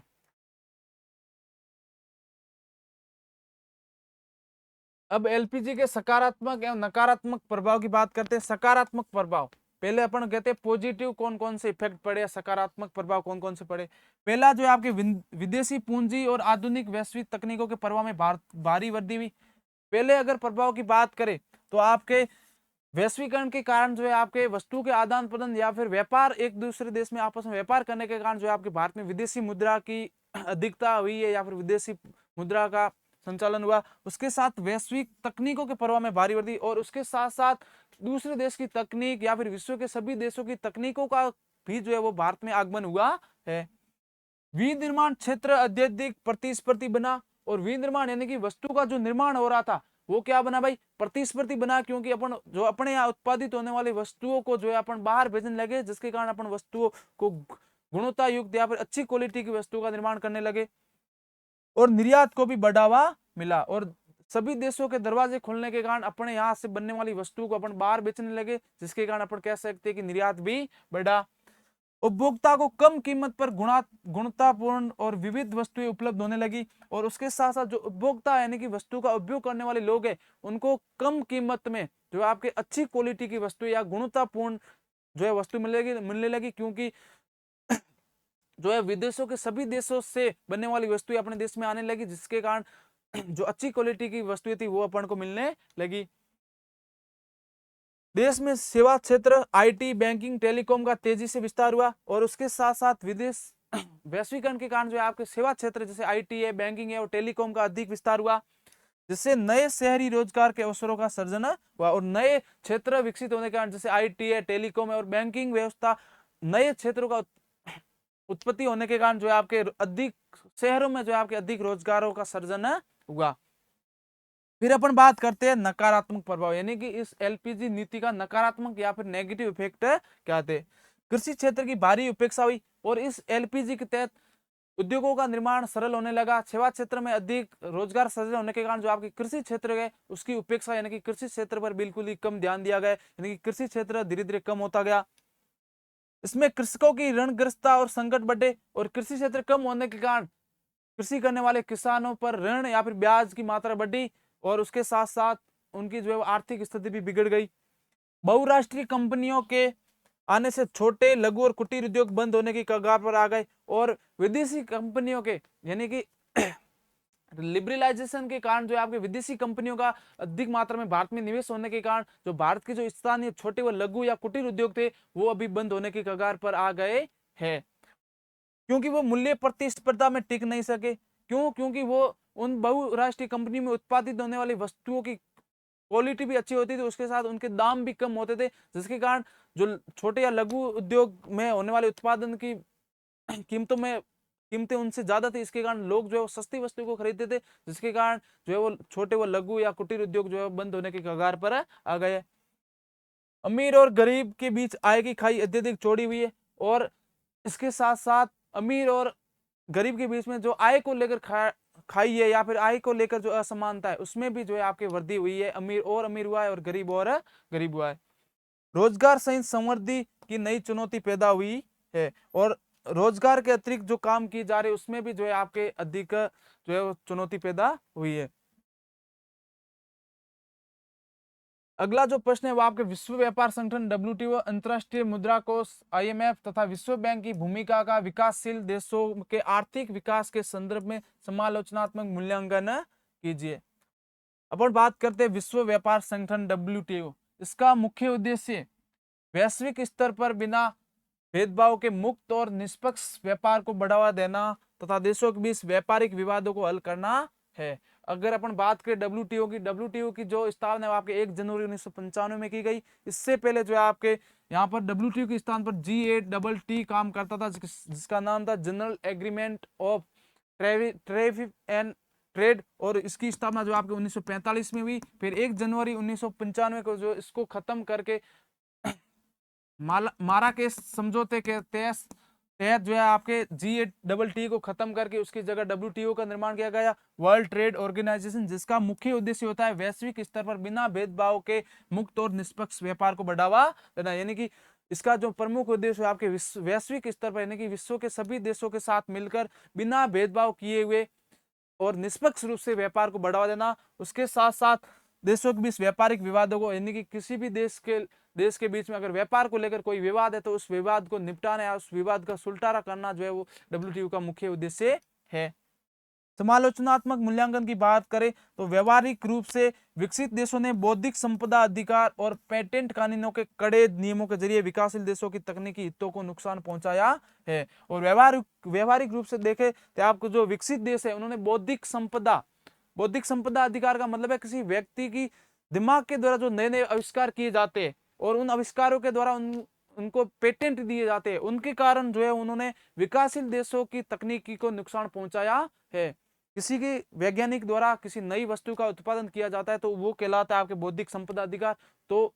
फिर उसके बाद उस व्यक्ति को पेटेंट मिलता है। किसी व्यक्ति के द्वारा कुछ नया कुछ भी विकास किया या नया आविष्कार किया जाता है तो उसको रॉयल्टी के रूप में या फिर उसके नाम के लिए उसको पेटेंट मिलता है। तो उसके कारण जो है आपके ये ज्यादातर जो आविष्कार और जो खोजे हुई आपके विकसित देशों में हुई है, और उन विकसित देशों ने जो इनके कारण जो है विकासशील देशों की तकनीकों को नुकसान पहुंचाया या फिर उनकी तकनीकों को रोकने का प्रयास किया है। विकासशील देशों को अपनी कृषि और घरेलू उद्योगों को बचाने के लिए कड़ा संघर्ष करना पड़ा है, और इस विकासशील देशों को अपनी कृषि और अपने घरेलू उद्योग बढ़ाने के लिए बहुत ही कड़ा संघर्ष करना पड़ा है, क्योंकि विकसित देशों में जो आविष्कार किए गए हैं वो उनके द्वारा जो इन क्षेत्रों की या फिर विकासशील देशों के इन क्षेत्रों की उपेक्षा की जा रही है। क्योंकि विकसित देश स्वयं तो भारी सब्सिडी जैसे एम्बर बॉक्स सब्सिडी देते हैं, परंतु विकासशील देशों में बाजार खोलने का कड़ा दबाव बनाते हैं। और विकसित देश होते हैं वो अपने क्षेत्र में अपने अपने लोगों को सब्सिडी देते हैं या फिर सरकार की तरफ से सहायता देते हैं जिससे प्रत्येक व्यक्ति का विकास हो। लेकिन जो विकासशील देश है उसके कारण जो है वो उनकी बाजारों पर जो है आपको बहुत ज्यादा दबाव पड़ता है। अब अपन बात करते हैं अंतरराष्ट्रीय मुद्रा कोष IMF, इंटरनेशनल मॉनेटरी फंड। इसकी स्थापना की बात करें तो आपकी इसकी स्थापना ब्रिटेन वुड्स समझौते के तहत की गई 1945 में। ये भुगतान संतुलन के संकट के समय सदस्य देशों को अल्पकालिक वित्तीय सहायता प्रदान करता है। अंतरराष्ट्रीय मुद्रा कोष की बात करें तो ये पैसों का भुगतान करने के समय किसी देश को वित्तीय सहायता प्रदान करता है, लेकिन ये वित्तीय सहायता जो अल्पकालिक यानी कि कम समय के लिए जो है किसी देश को ऋण प्रदान करने का जो काम करते हुए आपके अंतरराष्ट्रीय मुद्रा कोष करता है। हालांकि इसकी सहायता अत्यंत कड़ी ढांचागत शर्तों जैसे राजकोषीय घाटा कम करना, लोक कल्याणकारी सब्सिडी हटाना, मुद्रा का अवमूल्यन करना के साथ आती है। लेकिन इसकी जो सहायता है यानी कि ये संस्था जो है उसी देश को जो है आपके ऋण उपलब्ध कराती है जिसका प्रमुख उद्देश्य ये होगा कि उस देश के जो राजकोषीय घाटा हुआ उसको कम करना। उसके साथ साथ लोक कल्याणकारी सब्सिडी यानी कि लोगों के कल्याण के लिए जो संस्थाएं चलाई गई है या जो योजनाएं चलाई गई है उनमें सब्सिडी देता है कोई देश देता है तभी उसको ऋण मिलेगा। और उसके बाद मुद्रा का अवमूल्यन करना यानी कि मुद्रा का अवमूल्यन का मतलब है किसी देश के द्वारा व्यापार को संतुलित करने के लिए दूसरे देश की मुद्रा की तुलना में अपने देश की मुद्रा को गिराने को आप मुद्रा का अवमूल्यन कहते हैं, जिसके कारण क्या होगा अपनी मुद्रा गिरने के कारण अपनी वस्तुएं सस्ती हो जाएगी, जिसके कारण वस्तु निर्यात अधिक होगा, और आयात महंगा होने के कारण अपने देश के व्यक्ति जो है बाहर की वस्तुएं खरीदने की अपेक्षा अपने देश में उत्पादित वस्तु को ही खरीदेंगे। इसको ही अपन मुद्रा अवमूल्यन कहते हैं। के साथ आती है जो अक्सर विकासशील देशों के सामाजिक कल्याण और आर्थिक संप्रभुता को गंभीर नुकसान पहुंचाती है। और ये सभी जो शर्तें है इसके कारण किसी भी विकासशील देश के सामाजिक कल्याण यानी कि समाज के कल्याण और आर्थिक संप्रभुता यानी कि आर्थिक रूप से जो योग्यता है उसको जो है नुकसान पहुंचाती है। मुद्रा अवमूल्यन को आप समझे तो किसी भी देश के द्वारा दूसरे देश की मुद्रा की तुलना में अपनी मुद्रा को गिराने को अपन मुद्रा अवमूल्यन कहते हैं। इसका प्रमुख उद्देश्य होता है व्यापार को संतुलित करना। इसके लिए क्या होता है अपने देश की वस्तुएं सस्ती हो जाती है जिसके कारण दूसरे देश जो है अपने देश में वस्तुएं ज्यादा खरीदेंगे जिसके कारण निर्यात बढ़ेगा, और बाहर की वस्तुएं ज्यादा महंगी होगी, और इसलिए भारत के जो यहाँ के किसी देश के खुद के लोग जो है बाहर की अपेक्षा अपने खुद के देश की वस्तुएं खरीदेंगे जिससे जो है आपके GDP में वृद्धि होगी। फिर अपन बात करते हैं विश्व बैंक। विश्व बैंक की स्थापना भी आपके 1944 में की गई थी ब्रिटेन वुड्स समझौते के तहत, और इसका जो मुख्यालय वो आपके वाशिंगटन DC में। विश्व बैंक का जो मुख्यालय है वो आपके वाशिंगटन DC में, और इसकी जो स्थापना है 1944 में की गई थी ब्रिटेन वुड्स समझौते के तहत। ये गरीबी उन्मूलन और दीर्घकालिक बुनियादी ढांचे, सड़क, शिक्षा, स्वास्थ्य, बिजली के निर्माण के लिए कम ब्याज पर ऋण प्रदान करता है। अगर अपन अंतरराष्ट्रीय मुद्रा कोष की बात करें तो ये अपने सदस्य देशों को अल्पकाल यानी कि बहुत ही कम समय के लिए ऋण उपलब्ध कराती है। उसकी भी शर्तें ये होती है कि किसी भी देश में अगर राजकोषीय घाटा हुआ तो उसको कम करने के लिए भी ऋण उपलब्ध कराती है, मुद्रा के अवमूल्यन के लिए भी प्रदान की, और लोक कल्याणकारी सब्सिडी प्रदान के लिए। लेकिन अगर विश्व बैंक की बात करें तो विश्व बैंक जो है आपके लंबे समय के लिए किसी देश को ऋण उपलब्ध करवाता है और बहुत ही कम ब्याज पर उपलब्ध कराता है। उसके साथ उसका प्रमुख उद्देश्य ये होना चाहिए कि वो देश उन पैसों का उपयोग अपने देश में व्याप्त गरीबी को कम करने के लिए करेगा। यानी कि विश्व बैंक से कोई देश अगर पैसे या फिर लोन लेता है तो उस लोन लिए हुए पैसे का उपयोग वो अपने देश में गरीबी को कम करने के लिए करेगा। उसके साथ साथ सड़क व्यवस्था को सुधारने के लिए करेगा और शिक्षा को अच्छा या शिक्षा व्यवस्था को सुधारने के लिए करेगा, स्वास्थ्य सेवाओं को सुधारने के लिए करेगा, बिजली या फिर ऊर्जा के क्षेत्र में विकास के लिए करेगा के निर्माण। और इनका जो उपयोग यानी कि वो ऋण जो है बहुत ही कम ब्याज पर दिया जाता है। समालोचनात्मक रूप से इसके ऋण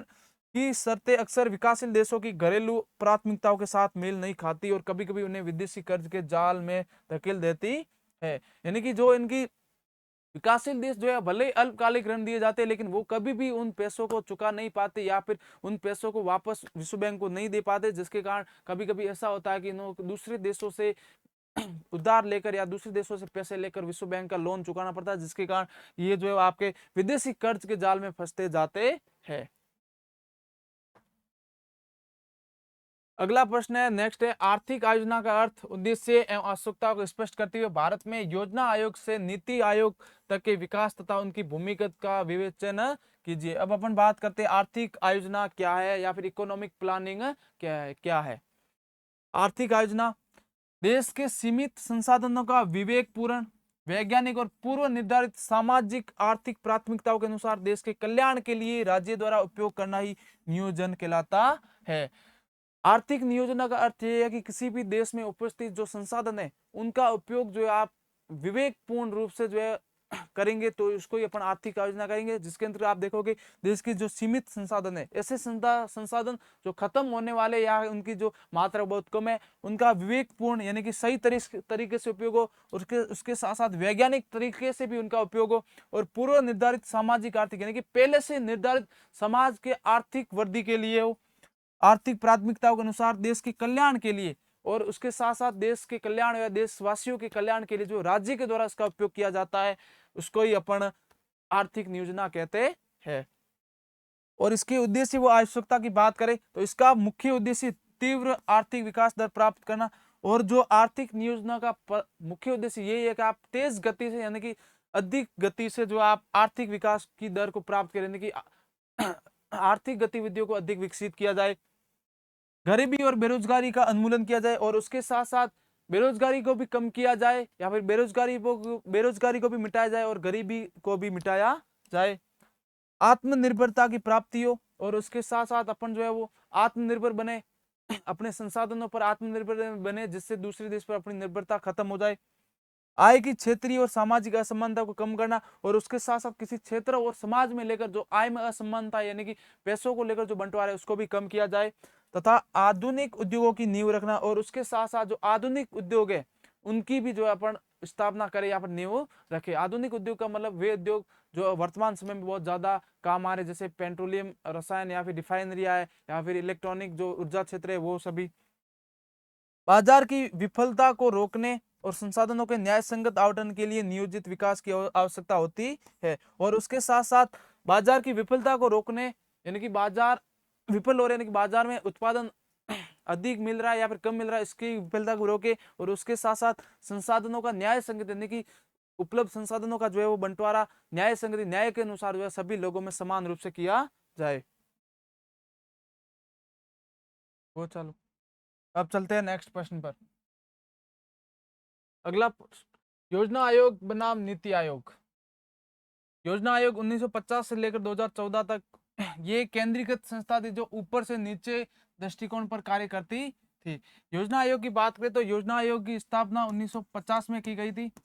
जिसका उद्देश्य था प्रत्येक 5 वर्षों के लिए पंचवर्षीय योजनाओं का निर्माण करता था, जिसके द्वारा देश के विकास के उद्देश्यों को रखा जाता था। और ये जो आपके संस्था थी वो आपके केंद्रीकृत यानी कि केंद्र की संस्था थी, उसके साथ साथ ही ऊपर से नीचे की दृष्टिकोण पर कार्य करती थी, यानी कि ऊपर से नीचे की दृष्टिकोण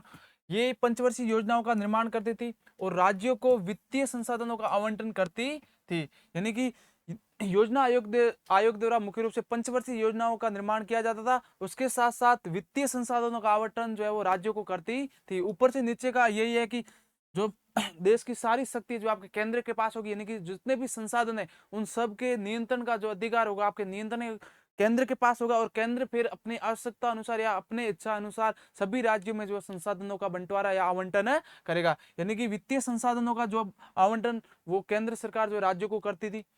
आलोचकों के अनुसार ये राज्यों की विशिष्ट आवश्यकता और उनकी संप्रभुता की अनदेखी करती थी, और ऊपर से नीचे के दृष्टिकोण पर आधारित होने के कारण ये जो है राज्यों की जो है वो आवश्यकताओं को जो है आपके अनदेखा करती थी, क्योंकि ये अपनी इच्छा अनुसार जो है राज्यों को वित्तीय संसाधन आवंटन देती थी। जिस राज्य को जितनी आवश्यकता है उतना, कभी कभी ऐसा होता था कि उतना वित्त उनको प्राप्त नहीं होता था। अगला फिर अपन बात करते हैं नीति आयोग, यानी कि इसकी स्थापना जो है वो 2015 में की गई थी। योजना आयोग को खत्म करके जो आपके प्रधानमंत्री नरेंद्र मोदी के द्वारा जो आपके नीति आयोग की स्थापना की गई। National institute for transforming India, नीति का फुल फॉर्म जो है आपके national institution for transforming India. 1 जनवरी 2015 से ये आयोग जो काम कर रहा है, ये एक थिंक टैंक के रूप में स्थापित किया गया है, और ये थिंक टैंक का मतलब है सोचने के रूप में जो है इसको स्थापित किया गया है, और ये जो है वो आपके नीचे से ऊपर के दृष्टिकोण और सहकारी संघवाद पर बल देता है। और ये जो है आपके नीति आयोग जो है आपके नीचे से ऊपर के दृष्टिकोण पर, यानी कि धरातल, यानी कि सबसे प्रशासन विभाग के सबसे निचले स्तर से लेकर देश की केंद्र सरकार तक जाता है, यानी कि जिस स्थान या कि जिस गांव को जैसा विकास या जैसी आवश्यकता है उसके अनुसार वो अपने राज्य से मांग करे, फिर राज्य अपनी इच्छा अनुसार अपनी आवश्यकता के अनुसार राष्ट्र से मांग करे, फिर उस राष्ट्र या फिर केंद्र सरकार उसको उतना ही वित्त आवंटित करेगी।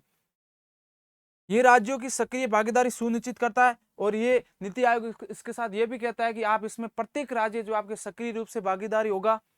और नीति निर्माण के लिए तकनीकी व रणनीतिक सलाह देगा, और उसके साथ साथ अपने देश को विकास कैसे करना है, देश को आगे कैसे बढ़ाना, उसके लिए जो अपन नीति का निर्माण करेंगे उसके लिए आप निर्णायक और सलाह का काम भी करोगे, या फिर तकनीकी रूप से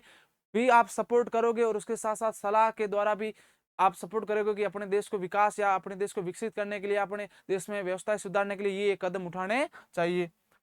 वित्तीय आवंटन का अधिकतर अब इसके पास नहीं है, जिससे राज्यों में निष्पक्षता बढ़ती है, और वित्तीय आवंटन का अधिकार अब जो है केंद्र सरकार के पास नहीं है,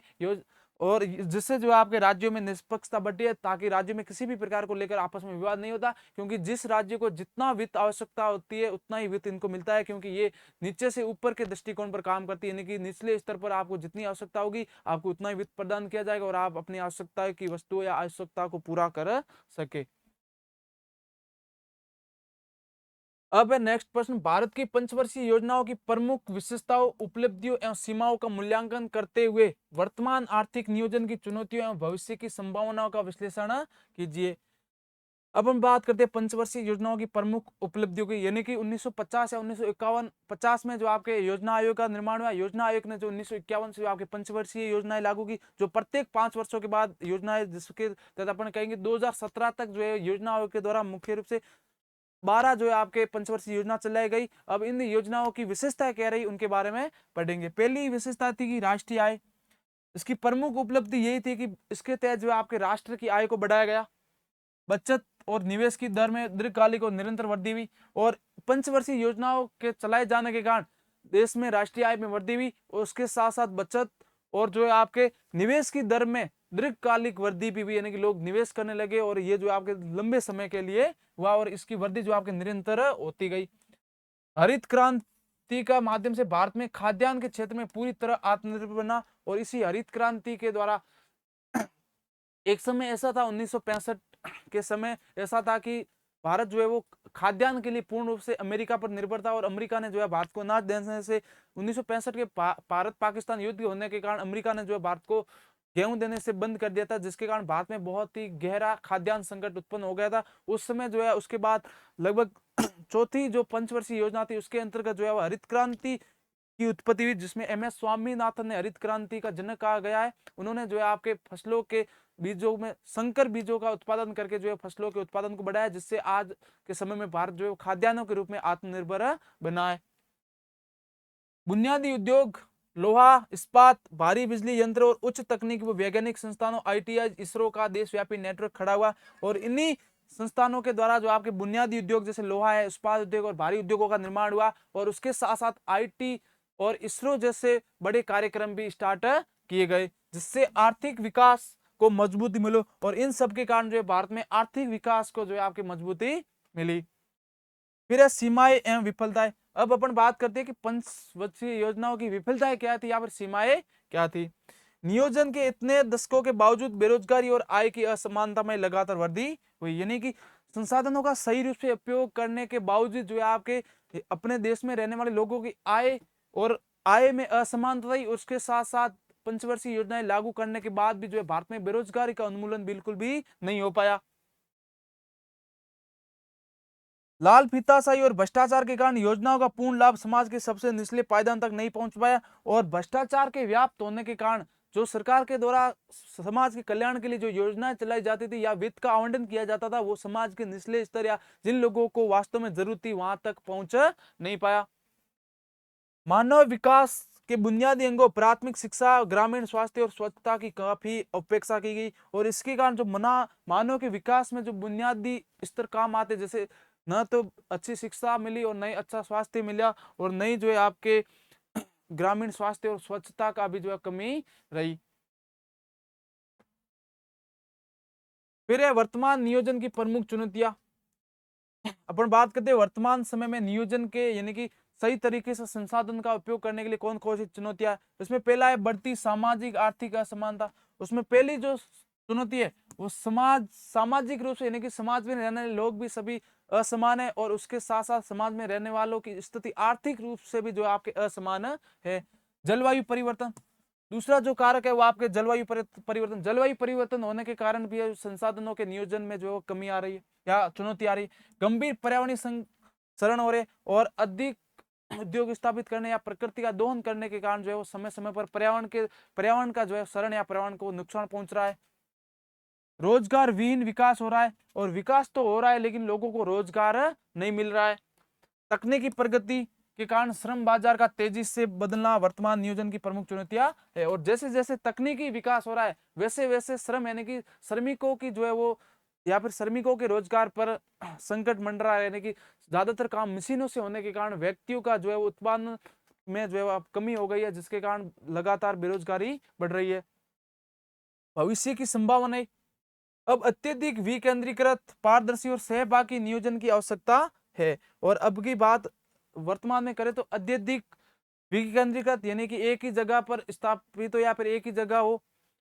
पारदर्शी हो यानी कि उसको अपन किसी भी प्रकार का निष्पक्ष